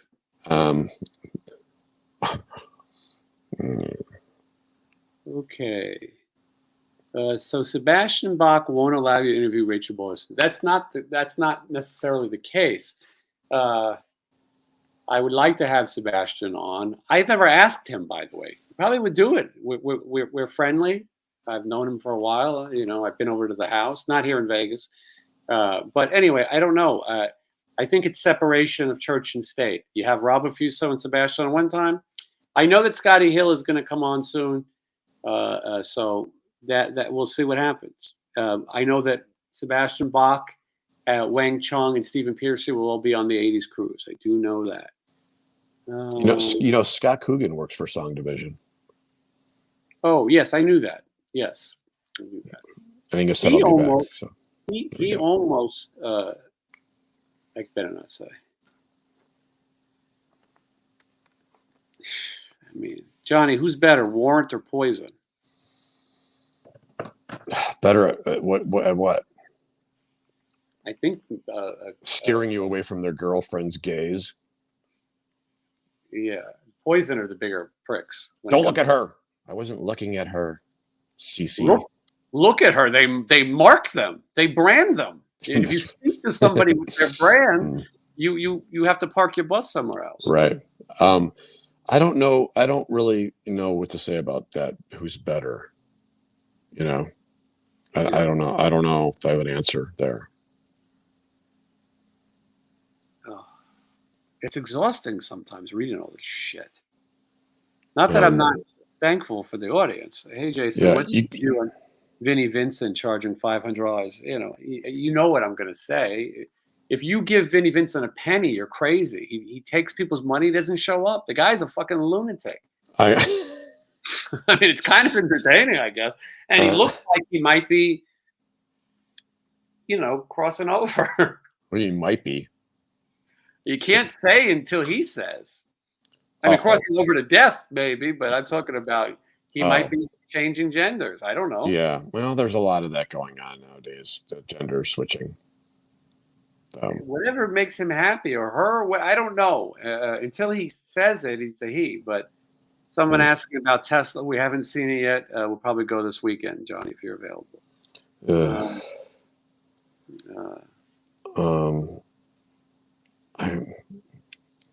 I've got the worst headache, Johnny. I did all that walking. I didn't drink any water. 6 miles. It was hot out, and I haven't been eating, and I feel like I'm going to die. But regardless, I'll take a few more questions. It sounds okay. Vinnie Vincent. I don't.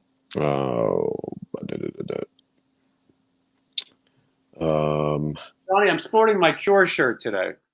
Oh, yeah? From the 2016 tour. For all you guys here who are into the rock and roll music, I'll have you know that Robert Smith of The Cure is the only person who has successfully beat Ticketmaster. He's the only person who's actually looked out for fans. So your Taylor Swifts and your Foo Fighters and whatever their horseshit, overrated horseshit you like, The Cure is the only band that has figured it out. Now, there was a couple cities where scalping could not be stopped. They have laws that protect scalpers. But I have tickets for 3 nights at the Hollywood Bowl. I will be there 3 nights. Come say hello to me. I don't know if there's any Cure fans here. I got my Robert Smith Funko Pop right here because I'm representing. I am a Cure fan. I will tell you that the chicks who go see the Cure are very attractive. I learned that when I was in high school. I saw them in Nassau Coliseum in Long Island. I wasn't as big a fan as I am now. Simon Gallup is one of my favorite bass players. Cure has amazing bass lines. Reeves Gabrels is the guitar player who was in Tin Machine with David Bowie, and the great Robert Smith. Anyway, Robert Smith figured it out. You have to get your tickets, and you can't resell them. So you can only sell them back at face value, and it seems to have worked. He also then told Ticketmaster that he didn't like them charging service fees. He thought that they were too high. So everyone who got an expensive ticket, I think, got $5 back. Everyone got a cheap ticket, got $10 back. He actually made them refund. So anytime these cunts like Taylor Swift act like they can't do something, or it's not up to me, or Pearl Jam, well, he proved that it can be done. I really do enjoy the Cure music. I think it's a little too smart for some people. They play 3-hour shows. It's never the same set list, but it is a little, it's a little out there at times. Pearl Jam. Yeah. Escalades. I've seen the Cure maybe 7 times. Someone said Friday I'm in Love, and I will tell you that on the last tour they barely played that. They're really weird with what they play. That was 2016. I urge people, if you have any interest in seeing the Cure, to see them. Robert Smith's not the type of guy who's going to go out and do a farewell tour. He's also, in 2016, everyone thought he'd be back, and then he just took all this time off, not just because of the pandemic. So, but I see we have a lot of Cure fans on here, which is great. And Billy Bongwaters points out that there are 259 people watching and only 77 likes. That's ridiculous. What are you guys doing? It's not hard. It's free. Just click on the damn thing. Grew up with my aunt playing the Cure and Depeche Mode. I'm a way bigger Cure fan than Depeche Mode. Depeche Mode down to 2 members also. Very sad. Let's see. Yeah, no, the Cure is kind of like, it used to be a guilty pleasure, but I mean, listen, no offense to these other bands, but you go see a Cure concert and you saw a real show. Speaking of real shows, I went to see Jimmy Buffett, Johnny. Did you know that? You told me. Yeah, it was good. I'm a parrot head, I think. You're not a parrot head. We're going to see some parrot heads on the island of Labby D. Yeah, yes. There's parrot heads sewn to a male man's body. Mm-hmm. Yeah, Go back to the rock. I didn't know a lot of Jimmy Buffett songs. Before I saw Jimmy Buffett, though, a few days prior, I saw a guy named Donny Osmond. And Donny Osmond was fantastic, by the way. He's great. That guy is great. 65 years old, but he's great. Do you think that if we get to the island of Labby D and we see all the experimental half humanoids, that Eric Martin will be among them, but we won't be able to tell if he was actually converted or not? Yes. Yeah, that's a good example. Oh, hold on. Indie Cult is here. I hope he doesn't have a guitar question. John, of course he does. Excuse me. Oh my Johnny, God! You can't did the Edge steal his style from the guitar player from Flock of Seagulls? I thought U2 was before that, wasn't it, or was it after? I don't know a lot about history about stuff like that. U2 is pretty old. I mean, the Edge's style coming later was a lot of effects. I think that sound was a zeitgeist, right? Like of the time. All the bands kind of had that sound. And then when you go to the next era, they had a certain sound. So I don't know who invented that sound, but I think it was just like, that's how that era was. So who knows who stole it from who. Adam must have tuned in late. He says, will I see you on the Monsters of Rock cruise? Well, we just spent an hour. We read the entire lineup, all kinds of Finnish and Dutch. And Johnny and I will be there. There will be a meet and greet with Johnny and I on the Lido deck. Each day, please bring gifts, and you'll be in the tour diary. By the way, come over. You said you know where the ice cream machine is. I know exactly where the ice cream machine is. Soft serve, it's free. I know where everything on the boat is. To be honest, there is a sports deck that I do not plan on going to. where you can climb on things and do dumb shit. What? Yeah, Johnny made a good point that on the basketball team, because they were looking for other players, and I was going to recommend Johnny, but Johnny said that he thinks that everyone would let Nuno win, and I agree. It would be maybe he's fragile, and just let Nuno give the ball to Nuno.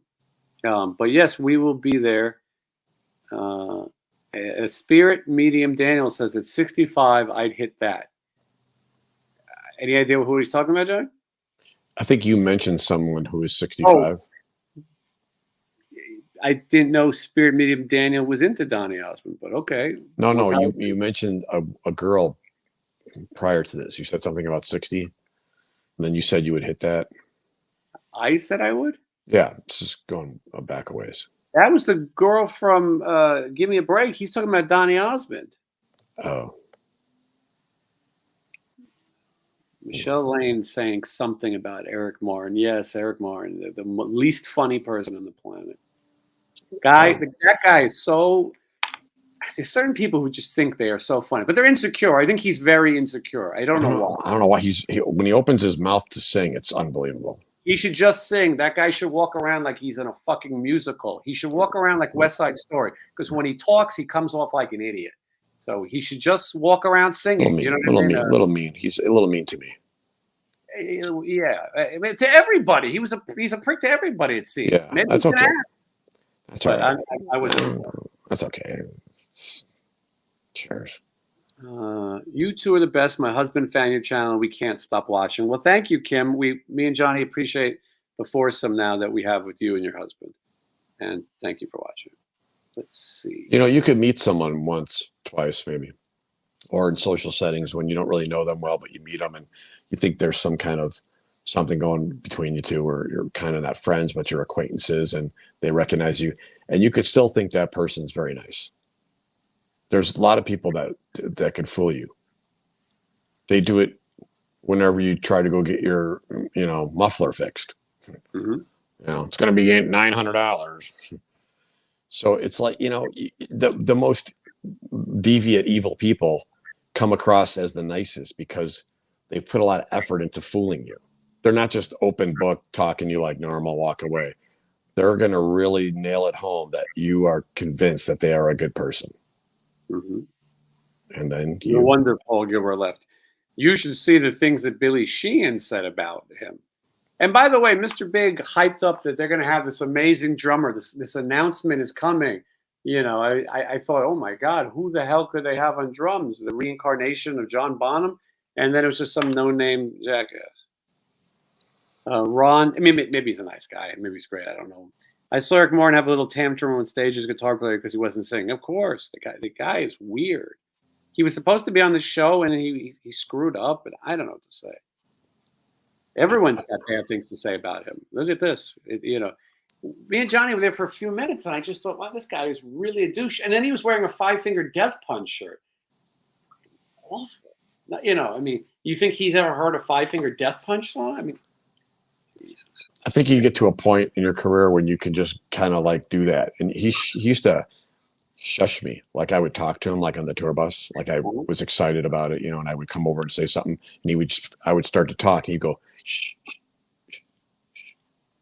Yeah. Okay. He's a douche. You could shush somebody like in a library. Mm-hmm. Or, I guess that. This is probably going to come off wrong, Johnny, but Tina says she saw the Winery Dogs. I can't think of any less interesting band. Eddie Trunk takes credit for that every second. I would take less credit. In fact, who the fuck cares? I can't think of a band I want to see less than the Winery Dogs. Surprised any girls would like that. To me, it sounds very like there's a lot of playing going on, right? You got three guys that want to just play their instruments. Usually when that happens, there's not a song to be found. But, King's X managed to do it where the songs were still pretty good. I don't really know any of the Winery Dogs songs, so I can't really. One of the guys comes off like a pretentious douche. I won't say which one. One of them comes off like a pretentious douche. The other one worships Xenu. I did see a video of them playing. I was scrolling, and I saw Richie Kotzen playing, and he was playing pretty good. I mean, I did enjoy it. I didn't really like Billy Sheehan's bass playing. It's noisy and silly, and it didn't really fit the song. I know he's supposed to be the greatest bass player and all these things, and I also know that that's his style. Don't get me wrong. I know the guy travels with 21 pieces of luggage. He has effects. It's stupid. It's not for me. Dee Ramone is the greatest bass player of all time. Billy Sheehan is a trick, farm animal trick, or whatever he does. It's a parlor trick. It's stupid, and I don't think any of the winery dogs were going to come on here anyway. And listen, for those of you who like it, that's great, but it's not for me. Richie Kotzen was in Poison. Somebody points out. Well, son of a bitch. Yes, he was. Richie Kotzen, he's only known for banging Ricky Rocket's wife, and Fred Michaels saying that he took the guy's luggage and threw it over a fence, and they took him off the bus and they fired him. He banged people's wives in a gig, like the guy who banged Paul Gilbert's wife, your friend the cuck. That was his brother-in-law. But there's a lot of people who make dumb decisions. And in the case of this decision with Ricky Rocket, I will have you know that Richie Kotzen, his wife, he is married now, not the same woman, is invictus. Did you know that? Yeah, yeah, I do. And she's like French or something. She has a thick accent. She's pretty woman. Yeah, well, so is Eric Martin. You have to import them nowadays. I feel like nobody would talk to Richie Kotzen who is American. You know what I mean? I feel like, yes, you have to import them. So you're going to wear that tonight? Yeah, why? What's wrong with this? I don't know. Let's just do it. Come on. You need a pick? No, I don't use those anymore. Absolutely. I don't know. I mean, he's a really good guitar player. I mean, nothing, technique wise, he's really good. I don't know. Some people have a tone. Just because you can sing doesn't mean you should. Mm-hmm. That band could use a singer. Eddie Trunk should be the singer. He would be good. In between like Chick-fil-A rants. Yeah. And the comedy stylings. Billy Sheehan. I worked with Lemmy on an event, and I got to watch Lemmy's whole setup. Lemmy played through guitar cabinets, and yes, Lemmy to me was way more interesting. Someone could be really good, but it's just maybe not. Just because someone likes one thing, they think that the other person should like it. It doesn't mean that the other person's saying it's bad or it's not technically proficient or it's not. But if not everybody likes the same thing. Exactly. I mean, how hard is that to understand? Kenzie points out and that her name is Julia, and she thinks she's Brazilian, Hispanic. That's strange. I mean, it's possible. Okay, well, yeah, she's something like that. But she has an accent. But thank you, Ken's, for the. I'm sure she's fine. I've seen her play. She could play the bass. She's a vixen. She's good. And I will tell you that Cher Ross, formerly Cher Pedersen, the original bass player Vixen, is a really good bass player. I mean, she went to Berkeley. You know what I mean? She's not. They don't just give you those degrees. And her roommate in Berkeley was Amy Mann of Till Tuesday, for you trivia buffs. Now, listen, Frank loves winery dogs. And that's like Johnny just said, everyone has their own thing. I passed them on the cruise. Richie Kotzen was wearing like a dashiki or something. And I did think they sounded good. I did think they sounded good. Yeah, no, they're all professional guys. They've been playing in all other bands. They came together to put this group together, and they've kind of formed out a niche for it because it looks like the rooms are pretty filled up. And I'm shocked. People are like it. I mean, some people are like, "No, that's real music." Some like when you go to a Jackal show or a car, some kind of car lot thing where you're looking at muscle cars or someone behind you with their flag. But either way, it's like, if that's what that person's into, that's great. That's their opinion. But people nowadays, it's like fact to them. It's like, you can't say that this isn't great. Like I think that we don't hear the same things. I think we're built differently, like not everybody, it doesn't resonate. Like certain things don't resonate with people. Like, whenever I hear a Beatle tune, to me, it just sounds like music, Not some of these other things are more like gymnastics, guitar playing bullshit. Mm. I agree with you. I don't hear a song there, but whatever. I mean, because I don't like something, or John, what do we know? Someone says get Mandy Lyon and Tracy G on. Tracy G and Mandy Lyon don't get along. Tracy G was going to come on the show. He had some family stuff he had to postpone. Maybe I'll go back. Mandy Lyon, I was going to play bass for. I was working with them. We were getting ready to do some shows. I don't think I've ever told this story. Ron Mancuso, myself, and Mandy, we were getting together. And then the pandemic happened, and that just went out the window. And I don't know what the project is, but Mandy's a nice guy and has an interesting story. And when his record's ready, I would have him on. King's X great. Winery Dog's boring. That's JR's opinion. By the way, Johnny, yesterday was the 43rd anniversary of JR being shot. Did you know that? No. Do you remember where you were when JR was shot? No, I don't. I remember it. I don't remember that. I mean, That was a while ago. I can't remember stuff like that. Yeah, that's all I remember. As the dementia creeps in and I forget who I am and where I am, I remember. Don't say that. Well, it's getting there. But I do remember things like television. That's kind of all I've got left. I should point out, and we're going to wrap up here in a little bit. Friday, check out Jason Bieler of Saigon Kick. He's got a new solo album. Kip Winger will be here. Adrian Vandenberg. Perry Richardson from the Striper and the Firehouse. Simon Daniels from the Autograph. Jeff Tate, really the only voice of Queensryche for me. And then also Mark Torian. If you haven't watched it, Torian, go watch it. It's crossing 17,000. If you haven't subscribed to this channel, please do. Let's see. Crossing indeed. I remember exactly where I was when John Lennon was shot. My family and I went to a restaurant. It was not far from the Dakota. Everyone was, my mother and my father. I can't imagine. I don't remember ever seeing my father cry. My parents were so upset. I can't remember anything. I walked past the Dakota so many times in my life.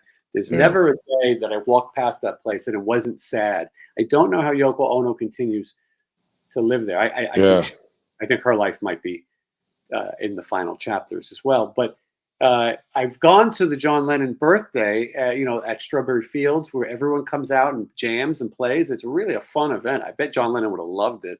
And Yoko would come over and take the flowers and the gifts and things. And it was a really sweet thing. It's so tragic what happened to John Lennon for basically being nice. If you look at the layout of the Dakota, he could have driven in and never stopped to meet fans.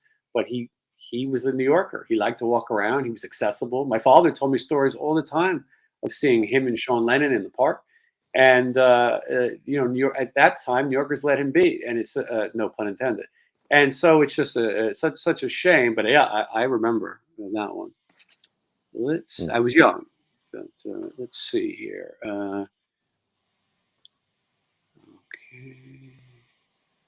Love the tour diaries. The slow-mo jump on the bed is the signature move. I really want to sell it better, but I'm scared I'm going to injure myself. At my age, and with this advanced age, I'm not sure, but we'll see. Maybe I'll keep it going.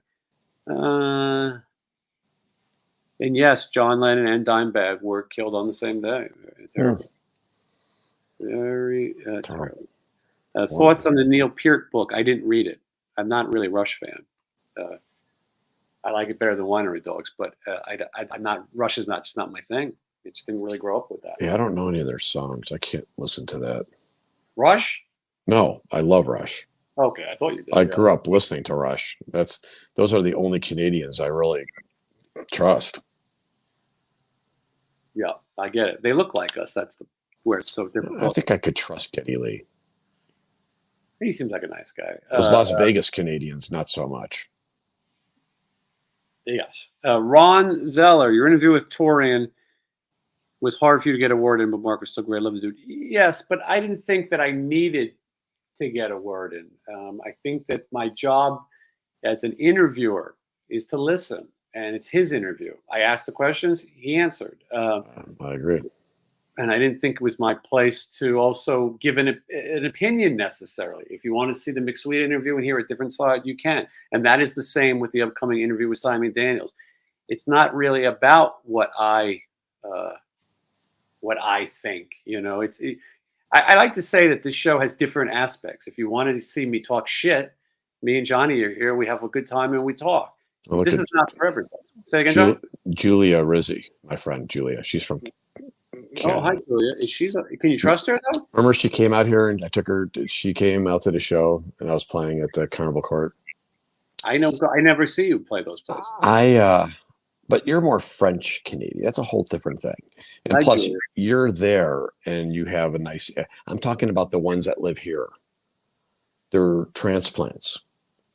Yeah, like when we go to the island of Labadee, I'm expecting to see some hulking humanoids with bird heads and men's bodies, very well, put together men. Yeah. Oh no, I get it. Labadee. That's the theme of the. I have a different idea of Labadee. I'll show you in a second here, but yeah, I understand what you were saying. Yeah. Hybrid humanoids and maybe Eric Martin will probably be mostly in the rocks where you can't see them. They kind of blend in. You get off the book and did you hear something? Like, I don't hear anything. And you turn, you thought you saw like a bird person, but then they just kind of go back in, stay still, like into the rock formation. Yeah, no, I get it. But they only give you like an hour to look around, right? Then they're like, okay, back on the boat. Yeah, I don't think they're long. Make sure you all get leprosy, and then come on the boat. Get what you're going to get while you're there. Get bit by a chicken, a rooster. Eat some of their voodoo food. I don't know if you could see this picture. It's very small. I'll try to find a clearer one. But I expect this to be on the island of Labadee. Oh, well, yeah. I was thinking more of the island of Dr. Monroe. Right. But I don't know. There he is. He is. Don't you think this guy is the mayor of Labadee? Not on the streets I'm going to be going on. I'm going to Starbucks. Johnny, this gentleman, there's no Starbucks in Labadee. There's got to be something there. Nothing. It's private. Johnny, this guy here was in a very famous TV commercial in the 80s. Of course, I know that. You know what it is? Put the lime in the coconut and drink it all up. You put the lime. And he goes, ha ha, ha ha. I do have a photo with this guy. I met him. Anyway, that's what I picture is going to be happening on Labadee. I hope Larry Moran isn't taking away our credentials right now. I'm thinking maybe Larry Moran impregnates the animals. And the islands. I don't think you could say that. Well, I mean, the island is full of half humanoid animal, hybrids, but he's the father. So they all sort of look like him, but some have trunks, some have wolf fangs and claws, long hair with no hair in the middle, like just, humanoids, creatures. Somebody said Mark's voice is shot. I can't go along with that. I think he could say a lot of things about him, but I think his voice is. Johnny, have you seen him sing lately? I think he's good. Yeah, I don't think it's shot. I think he sounds the same as he always has.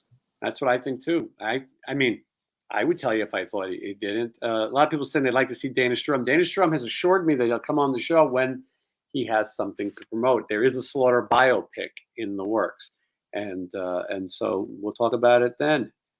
We see Dana all the time, the airport. Yeah, at the airport. He has a valet.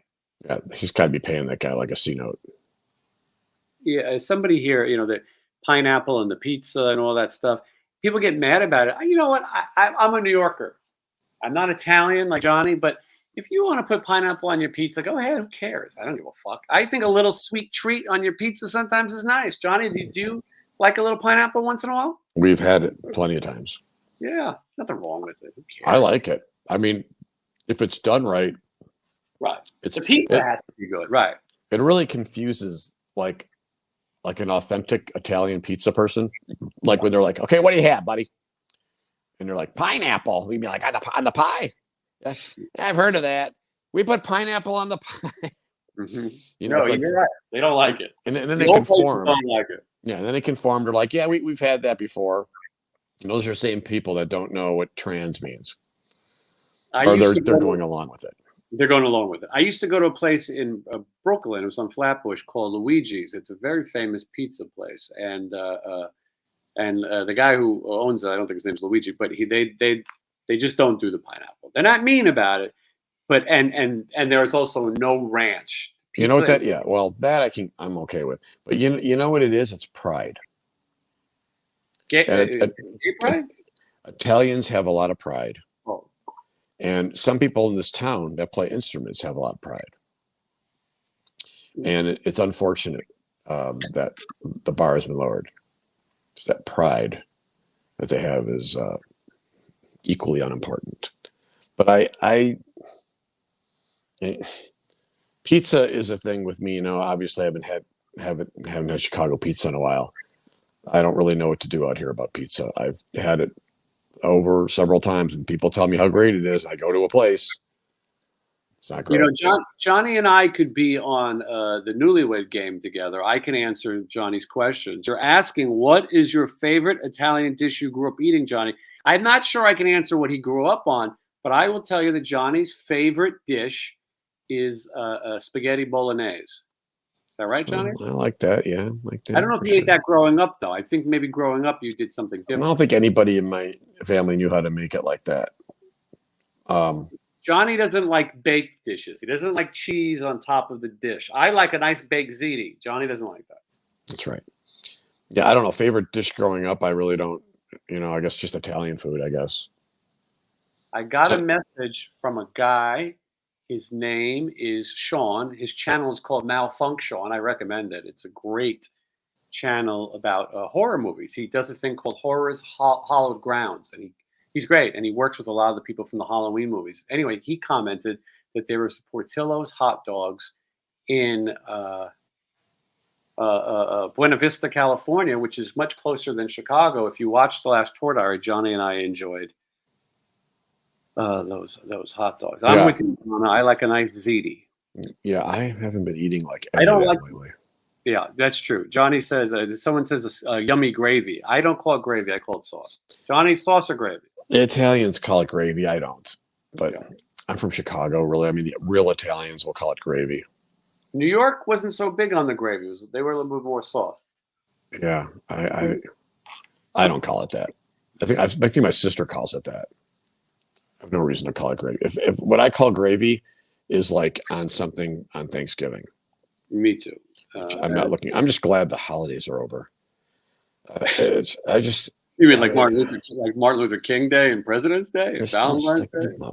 Christmas and Thanksgiving, and they hit you one after another, and it's like everyone's weird, and it's you know, you got to start thinking of who you're getting something for. I don't think I got too many. That's the thing about moving out here. You don't have to give anybody gifts. Yeah, I agree. Wake Up Canuck, which I believe is Canadian, said secret pizza. Secret pizzas in the Cosmo. Johnny and I have eaten there. Yeah, that's all right. Yeah, it's okay. It's just okay. It's convenient, and you know, I think it's $30 a slice. But yeah, that right. Johnny and I like to sit down in the hallway and watch people come and go. And remember who we saw, Johnny? Yeah, was it Joey from Anthrax? Joey Lawrence from Anthrax. No, Joey Belladonna. He walked by us. I know him, and I didn't feel like talking to him. Yeah, I saw him walking with those girls. I don't know. What am I going to say? I would have nothing to say. I'm not a big Anthrax fan. I mean, I get it. People like them. You know that don't get all uppity and crazy. I get it. You like it. Do you know that he's in a Journey cover band? Yeah, and I heard him singing. It was really good. Yeah, it's interesting. I don't think I've heard so much of it. Baked ziti and lasagna. I like that. Donna says she makes the best ziti hands down. Well, Donna, what city do you live in? And if the Stephen Pearcy band comes to your town, maybe you can bring us some ziti. And in exchange for tickets and whatever else. What does that mean? Donna also says Sicilians call it sauce. I learned that Johnny is Sicilian. Yeah, I don't, I grew up with my grandparents were really the only ones from Italy. Everybody else is from Chicago, but they're from the Italian part. I grew up in the suburbs. I don't really consider myself anything. This is a good question. I can't believe you remember it. Now, me and Johnny got to go to this place. What the fuck is a Japanese dog that Jake's into? So what he's saying, one time I saw Jakey Lee. We know each other. When we see each other, we chat. He will talk for a long time about odd things. He told me about the custard place that we went to, but he also told me about a place called Bocce Burger. Oh boy! He said you have to have the Japanese hot dog, and so Johnny, we should go try this thing, Bocce Burger. So thank you for reminding me. 1984 is now. I haven't gone to a restaurant lately. I've been cooking. Johnny, so I did the fasting. I feel so sick right now. I feel like I'm going to die. Yeah, I've been doing that too. I do too. Same thing. 24-hour fasting, one meal like around now, and I cut it. And I still don't really think it's doing anything. I mean, maybe a little. I lost 9 pounds. I don't know. I don't have a scale because I'm just like, I'll just use the one in the gym, but I don't have enough motivation to go to a gym, even though it's like 4 floors down. Because then I got a scale just for this purpose, because that's all I have to have that so I can torture myself, and yeah. Yeah, I don't even know why I bother anymore. Let's see here. I don't like the way I look. Indie Cult 777. MFK, don't know what that means. Addition. I like Indy. I like you better when you ask enough questions. Aaron Moran, Dana Plato, Lindsay Lohan. Oh, I got it. Right. Thank you, Indy. He's saying we. Yeah. Oh yeah, Mary F. Kill. Yeah, right. We're gonna play. Don't say that last word. Oh, that's the word that got it. Yeah. See, I can't. I don't know what to say anymore. Yeah, disregard. All right, this is an interesting one. Dana Plato, by the way, robbed a video store very close to my house. I'm going to do a YouTube video about Dana Plato. She lived right near her. Okay. And this one's pretty easy. Just get quickly to the end of this one. Okay. Aaron Moran's got to go.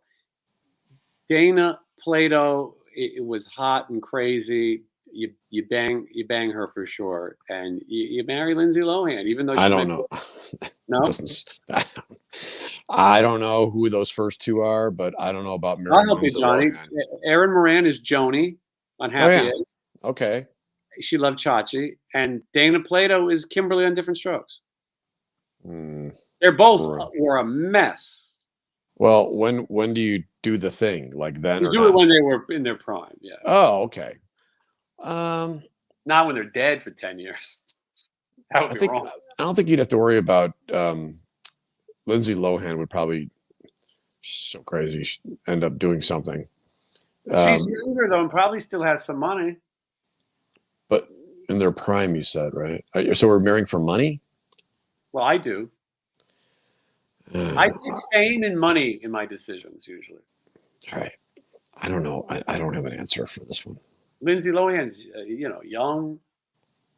All right.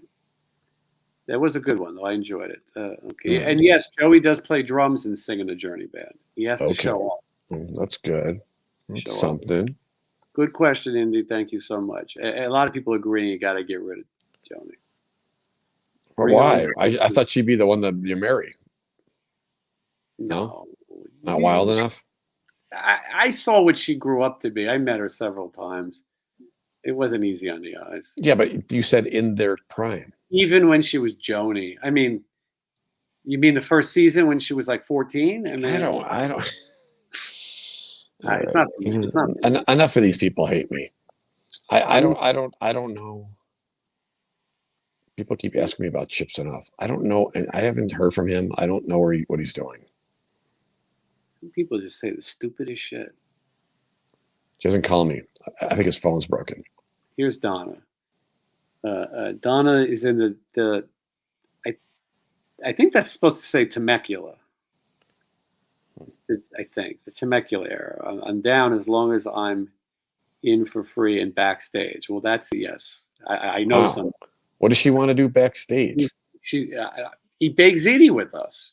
No, but there's something enticing. What's backstage? She gets to see how the other half live. You know how exciting it is backstage. She wants to be part of it.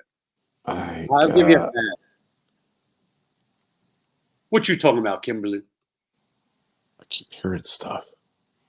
Yeah, I got to eat something soon. There's nothing going on backstage. We've been going for too long, and I really do feel sick. The Countess just arrived, though. Hello, Countess. Sometimes I get exhausted.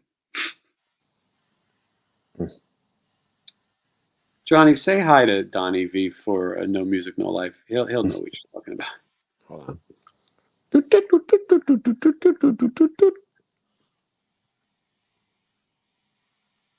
He's not answering. Hey, Donnie. Hey, Gerald. Yep. No. Well. Yep. No. Well, then why don't you put me in your phone? Just put my last name next to the first. Right. Okay. Just wanted to say I'm in the middle of a podcast and No Music, No Life. Wanted me to say hello to you. I agree. He said he should call himself No Life, No Music. Everyone's always reinventing the wheel. Anyway, how's things? Cool. All right. Well, nope. Right. I know. It's ridiculous. What are you doing? Right. Cool. Yeah. Let's talk. I will. Hello? Well, there you have it.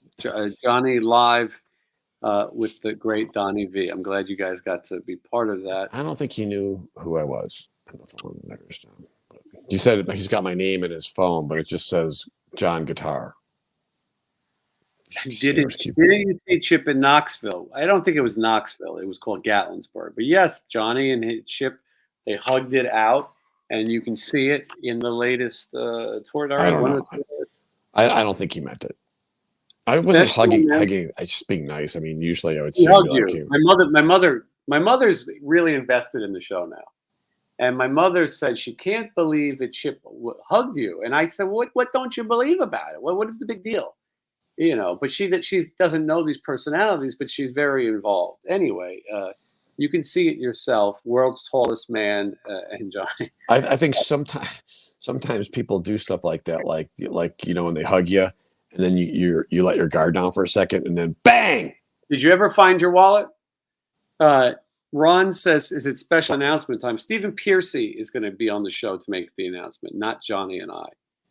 Free to be says backstage is boring, but you don't know what our backstage is like. Wait a minute. You've never seen Eric at a party.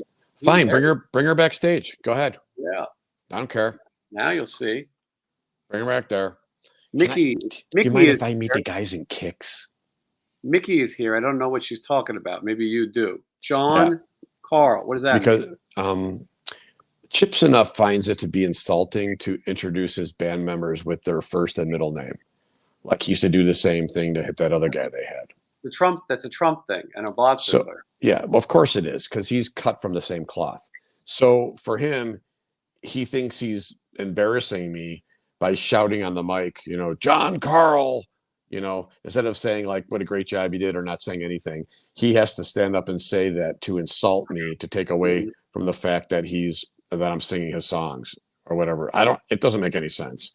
I'm not in that band anymore for stuff just exactly like that. But and she's being funny by saying, calling me by that, my first and middle name. That's my dad's name, Carl. Oh, got it. Okay. So if anything, you're insulting them. So real nice. Tina is asking if I should have Michael Starr on the show. I would have Ralph on the show. I would not have Michael Starr. Eddie Trunk told me the same thing. He goes, I wouldn't interview those guys in character. I don't feel like doing that kind of.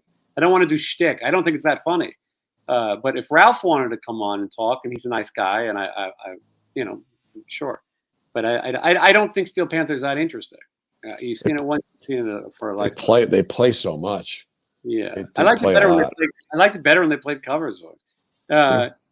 Is Johnny going to remain a member of Piercy's band? Well, why wouldn't he? Talk to us after the cruise. If he makes it out of Labadie, maybe you will. I may stay there and live with one of those In a hut. humanoids and impregnate the bird woman to another yet third species.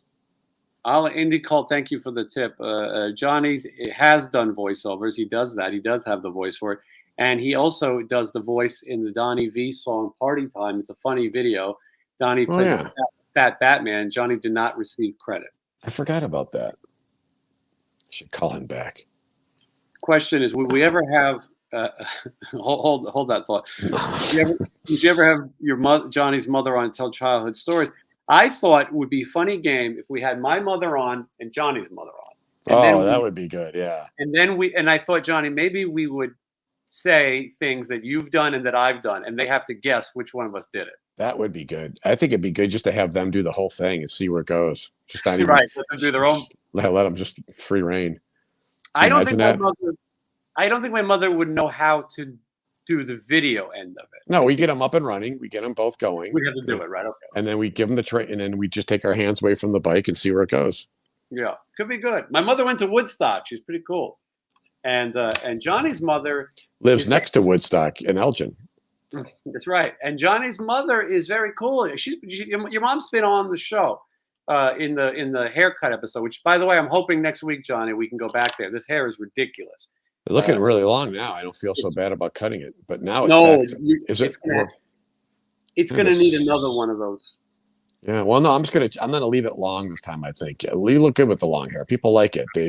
You walk in, they're like, where's your sickle? So it's like they want to see you with the long hair. They got mad at me last time for cutting it. Well, everyone keeps getting mad at me for stuff. Ingve was very upset with me. And so was George Lynch. He was not happy with the fact that, and he used very racist remarks like scalper. I don't know. Donna wants to come backstage for selfies. Understood. That's my thing. They want to come back. They're very excited to see, they're going to get in a picture with some of these people. Piercy just kind of rolls in and rolls out. People always think like I have control over, like, can I get in with him and take a picture? It's like, well, I don't know how to tell you this, but no. But, it's not me. I'm usually the one who can help you with that because I'm usually the one who rolls them in and rolls them out. And under some circumstances, I run his meet and greet. So sometimes we make that happen. But I understand. I think it's fun to take pictures and meet people. I think that's cool.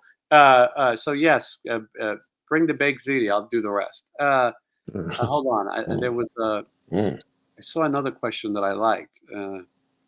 Believe it or not. Oh God. No music, no life. Jason, your hair getting cooler and sexier. Hope you keep it long. I hope No Music, No Life it was born a female. I mean, I'll take the compliment for whoever. I think it's too long, and it's very uncomfortable. It's just, look at this. And that's part of your thing, though. It's part of your persona. Johnny, when you scalped my head and cut all my hair off, people loved it. Stevie Rochelle, he's bald, but he said it was the greatest haircut he's ever seen. Well, not everybody knows everything, but I think I like it long, but I like it short. Last time what I did was damage control. Like I cut all the bad hair off that was damaged. So now you're back to this. We could leave it witchy, like one of those doom metal bands. Or we could chop it up and it could be like the Black Parade. You could say that now. It's called the African American Parade. Not that parade. Talking about. Matthew says, "What's the longest my hair's been?" Like maybe here. It's been longer than this, but I'm just lazy. The last time I had a haircut was Johnny. That was almost exactly a year ago. But I mean, look, a lot of people don't have hair that grows this fast. I'm very fortunate. Yeah, I think we just chop it up and rock it out, and you go in there with it all like crop like Diamond Rex, like nitro. You spray it up. Well, it does need some styling. I sometimes think, although a lot of people like it, sometimes I think about just going down to the Hispanic ladies and let them. I don't want to do that. No, well, they just They just shorten it. They don't know how to Yeah, style. no, they don't. I mean, I'm sure they're fine, but Ricky's suggesting a vote, but what will happen is they'll all vote long. And how much longer can I go with this? There's a Canadian guy who grows his hair way too long, and I don't want to look like him. But yeah, and then we're going to be going on cruises, and oh you boy. know, I don't want to have this long hair. You're going to need a haircut too. You don't want to be on the island of Labadee with that mane. Well, it depends. If you're trying to impregnate a bird person, they may find the hair, long, like featherish. So they may be attracted to that. Maybe 1984 is now makes a very good point. I could cut it and donate it to LA Guns because they are follically challenged. I don't even want to hear about that band anymore. I'm with I you just on that. cannot. Sometimes, like out of nowhere, like I'll be sleeping and one of those guys in one of those bands will like pop into my dream. I'm not even thinking about it, and that'll happen. I hope it's not inappropriate. No, there's no reason to be thinking about it because people keep bringing this shit up. All right, we're taking last call. I'm gonna end this at the 2 hours and 30-minute mark. Yeah, I have to eat something. Well, I don't have to eat. I have to just lay in bed and go into a coma. I did pick something up from the store that you're not allowed to talk about. I got a lot of it, and that'll help me sleep. Chicken? Not chicken. But Jason, worst rock star wig you've seen? It's a good question. Somebody showed me a picture of one the other day. I saw a guy do a YouTube short. That's the new thing where you make money, YouTube shorts. And they were saying rock star wigs, but I don't think they even realized Ace Frehley is wearing a wig. Surprise. I mean, it looks good, though. Ace Frehley has a good-looking wig, so I wouldn't call his the worst. It's the worst of his, least of his problems. Yeah. I mean, I think that Michelangelo thing on his head is pretty rough, right? I mean, it looks pretty strange. There's what do you think? All you have to do is look in that direction. Indie Cult, thank you for the support. Gene Simmons and Ace. Yeah, I don't think Gene always has a wig. Same with Paul. He has it sometimes. When they go on tour, obviously with Kiss, they put on the wig. I mean, because one day they're on stage with long hair, and the next day you see them in the airport with short hair. So I don't think they're terrible. Those guys have a lot of money. Mm. Which band still rage backstage? None. Oh, Mendoza from Twisted Sister is a weird thing. He paints it on. He paints on his beard. It looks so weird. But the question is Chip wearing a wig? I think those are extensions. Mm-hmm. But if you don't like style it and have it trimmed after it's put on, it appears to look like a wig because it's blunt and like there's heaviness, and it just looks like kind of like Cindy Brady it's crazy, right? Mm-hmm. So I mean, yeah, I think it's something that stays in there. I don't think you could take it off. Yes, I think you're right. This is like barely connected. Yeah, it's looking good. What is this? You both have to have long hair touring with Steven. I don't. Well, yeah. Otherwise, I would cut my hair. I think it's a little ridiculous. You make an interesting point about having to have a long hair touring with Steven. As I look across the stage, I see nothing but hair. Oh wait. No, you mean if you Chris Hager and Eric, no offense to either of them, look like they could be in the Telly Savalas lookalike contest. You know what I mean? Telly Savalas is probably too deep a reference. Right, said Fred. No offense, but I mean, Eric's been in the band for 23 years. He's bald, I guess. I mean, he's a mohawk. I don't want him to be mad. Eric watches. He just does not watch. He does, and he's very nice. Eric's very nice, but I don't think he's watching. I don't think he made it 2 hours in 24 minutes. He's probably got a beautiful view of the. I mean, how many times can you lick a pencil? Mm-hmm. Who is the current bassist? Obviously, you tuned in late too. My ear is very itchy right now. The bassist is Matt Thorne from the band Rough Cut. He was in Jailhouse with Simon Daniels as well. He just posted a picture today on his social media of his home studio, which is really good, nice. right? Yeah. Yeah. Mine consists of a 50-year-old computer and a broken chair and a 22-inch screen. And his is a full studio. He made a lot of records there that we might know too. It's called MT Studios. Yeah. Brian Kirk is a bald man, and all this talk is driving him into a jealous rage. There's not much you can do, you know. The only thing you can do is you can go to the island of Dr. Labie and try to mate with a primate. And hopefully your offspring will be a hairy because, you know, you got the part from the eggs. Comments on Nikki Sixx, Carmine Appice. Who cares? I'll give you my comments. Carmine Appice is one of the most influential drummers of all time. Tommy Lee himself would say that, and was influenced a lot by Carmine. Nikki Sixx is a below average bass player who, from all accounts, doesn't even play the bass live. None of his bass live. His vocals are also not live. So one, he called him a washed up old man. One is a washed up legend, and the other one is a guy who wrote some silly songs. He fights with everybody, and he had the idea to use a swastika as the band's logo at one point.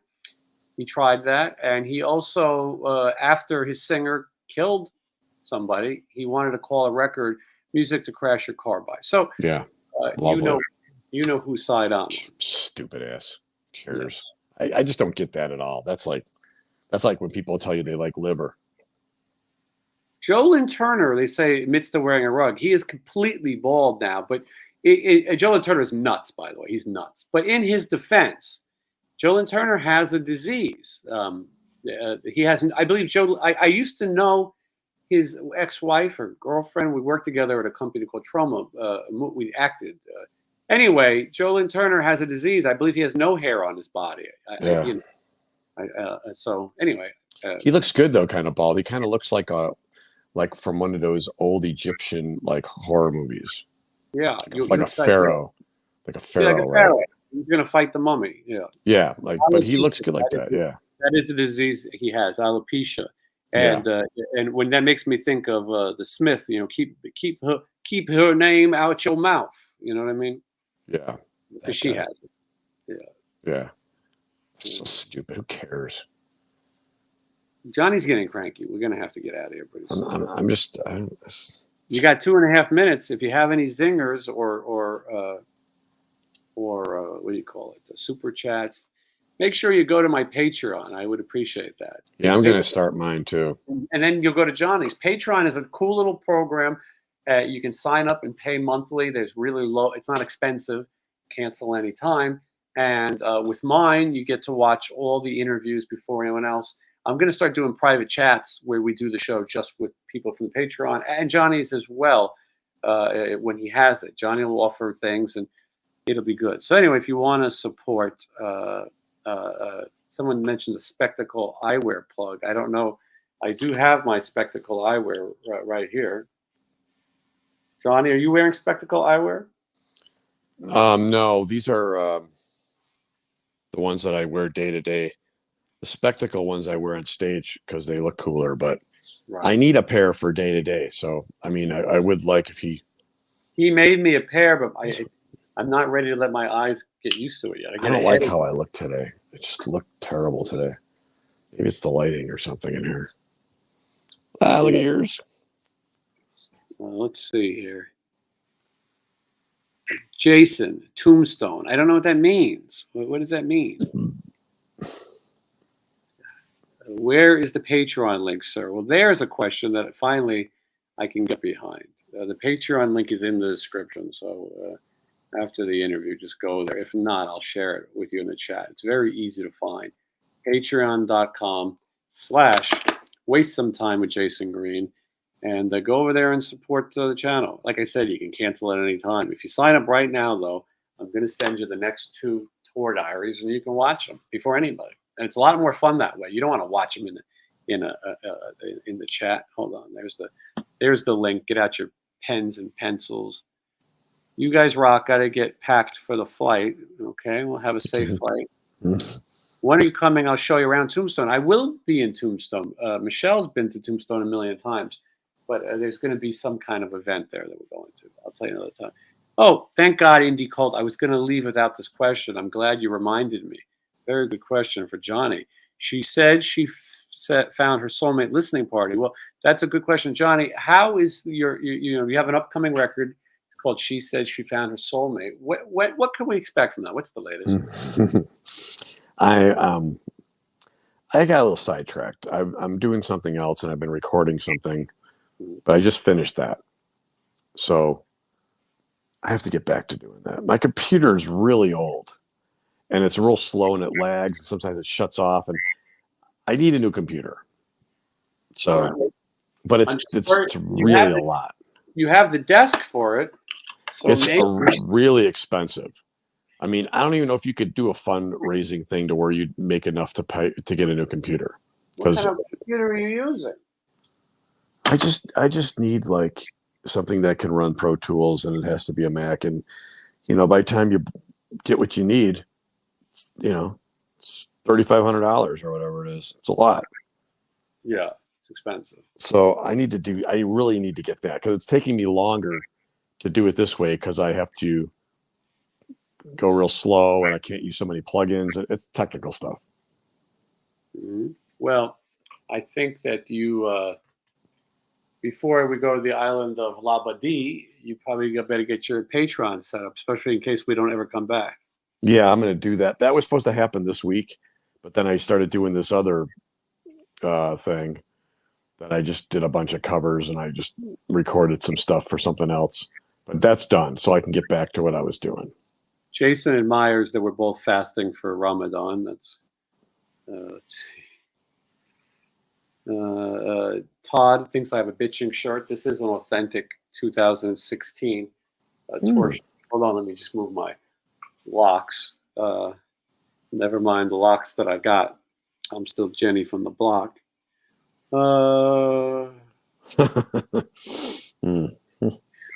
Oh, yeah. So what was that announcement? Well, obviously you didn't get what I said. Stephen Piercy is going to make an announcement here on the show. I didn't mean tonight. He'll be here. It's a big deal, right? Oh, huge.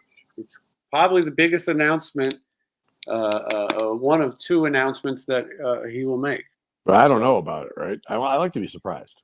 Okay. Well, you'll have to tune in. You'll have to tune in. Georgia thanks us. Everybody loves us, Johnny. I don't like how I look. Yeah, there's been 250 people steady all night. They've glued to the edge. Apparently, they thought the announcement was coming. No, they didn't think that. They think just want to see what's going to happen next. They're mocking me, and they like you, and they like the bands. They like to talk about the music. Thank you, Susan. Then I'm in there somehow. Johnny, is it wrong that I like to speak to the women more? Well, no, I think it's even. There's some guys on here too. Oh, a Golden Robot winner. Yeah, the guy from Golden Robot's very mad at me. Is he? Yeah. He's Why? I haven't heard that name since he was on. I will say, and he's not watching, but he told me how great the entries are. Most of them were shit. It's hard for me to pretend that there was that. He's like, oh, we're going to give them all record deals. Oh, I was overwhelmed by how amazing. And then what? And then nothing? Well, I have to pick one. Oh. You made notes. I think Skio made notes. Mark, why even bother doing that? See, that's why I'm sick of doing stuff for people. You do things. Here it is. I put all this effort into it, time. And then 7 months later, crickets. It's like, why even bother doing that? Why can't you just figure it out and pick it yourself? Well, no, it's my fault. I mean, I'm the one who took your notes and didn't do anything. I got cancer, Johnny. That's what happened, and so I didn't feel like listening. So you can get out of it. I didn't feel like listening to shitty songs when I was on my deathbed. All right. Well, I mean, it's he could have just said send them over, or I'll just pick one. I'm sorry, you're sick. Yeah. Well, no, I'm on it. I'm on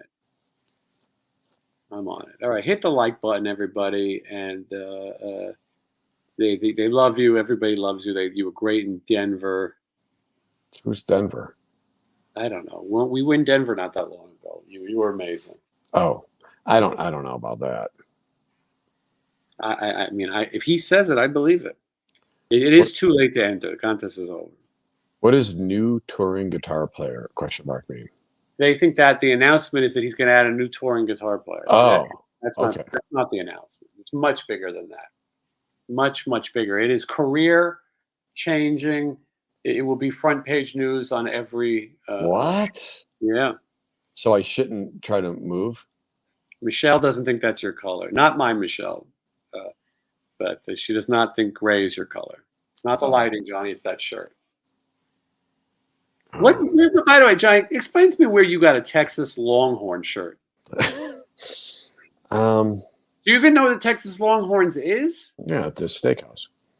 I got a friend of mine from San Antonio sent it to me in the mail like 10 years ago. I don't know. I just try to wear different stuff. I don't know what to wear anymore. I won't wear it again. They had a really hot. Sorry, I'm picking my ear on the channel. I'm watching it on the delay. They had a really hot pitcher on the Texas Longhorns. Her name was Kat Osterman. I'm a fan of softball, and and chicks. Somebody thinks maybe Warren DeMartini is involved. Well, that would be interesting. Mickey, a little disappointed that you never wear anything that she gets you. Can't make people happy anymore. Yeah, she's upset. So I could wear that. I could have wore them. Mickey, I'm with you. What made him decide to wear the Texas Longhorns? I don't get it.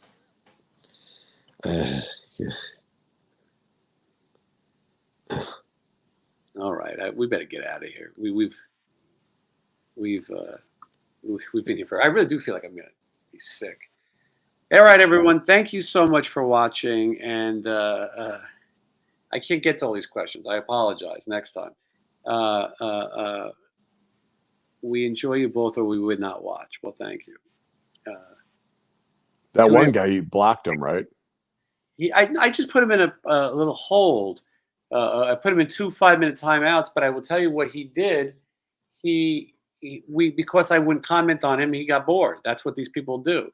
If you give them a minute, then they're into it. But telling his stupid jokes at some point, I think why doesn't someone find out who it is? I'm not really computer savvy like that. I don't know how to look up like numbers, code. There's got to be someone watching that knows how to do it. IP addresses. Are you watching the Korean news behind you? No, it's paranormal activities. Oh, Jesus. All right, everybody. Oh, yeah, hook 'em horns. All right, listen, it's been great. It's been fun. Tune in Friday. And by the way, I'll be in the chat at 10 a.m. If you didn't get enough of me tonight, I'll be there. And then on Monday, Tour Diary. If you sign up for Patreon tonight, within the next 24 hours, you'll get 2 Tour Diaries and an interview. So get on it. Johnny, anything you got to plug before we go? No.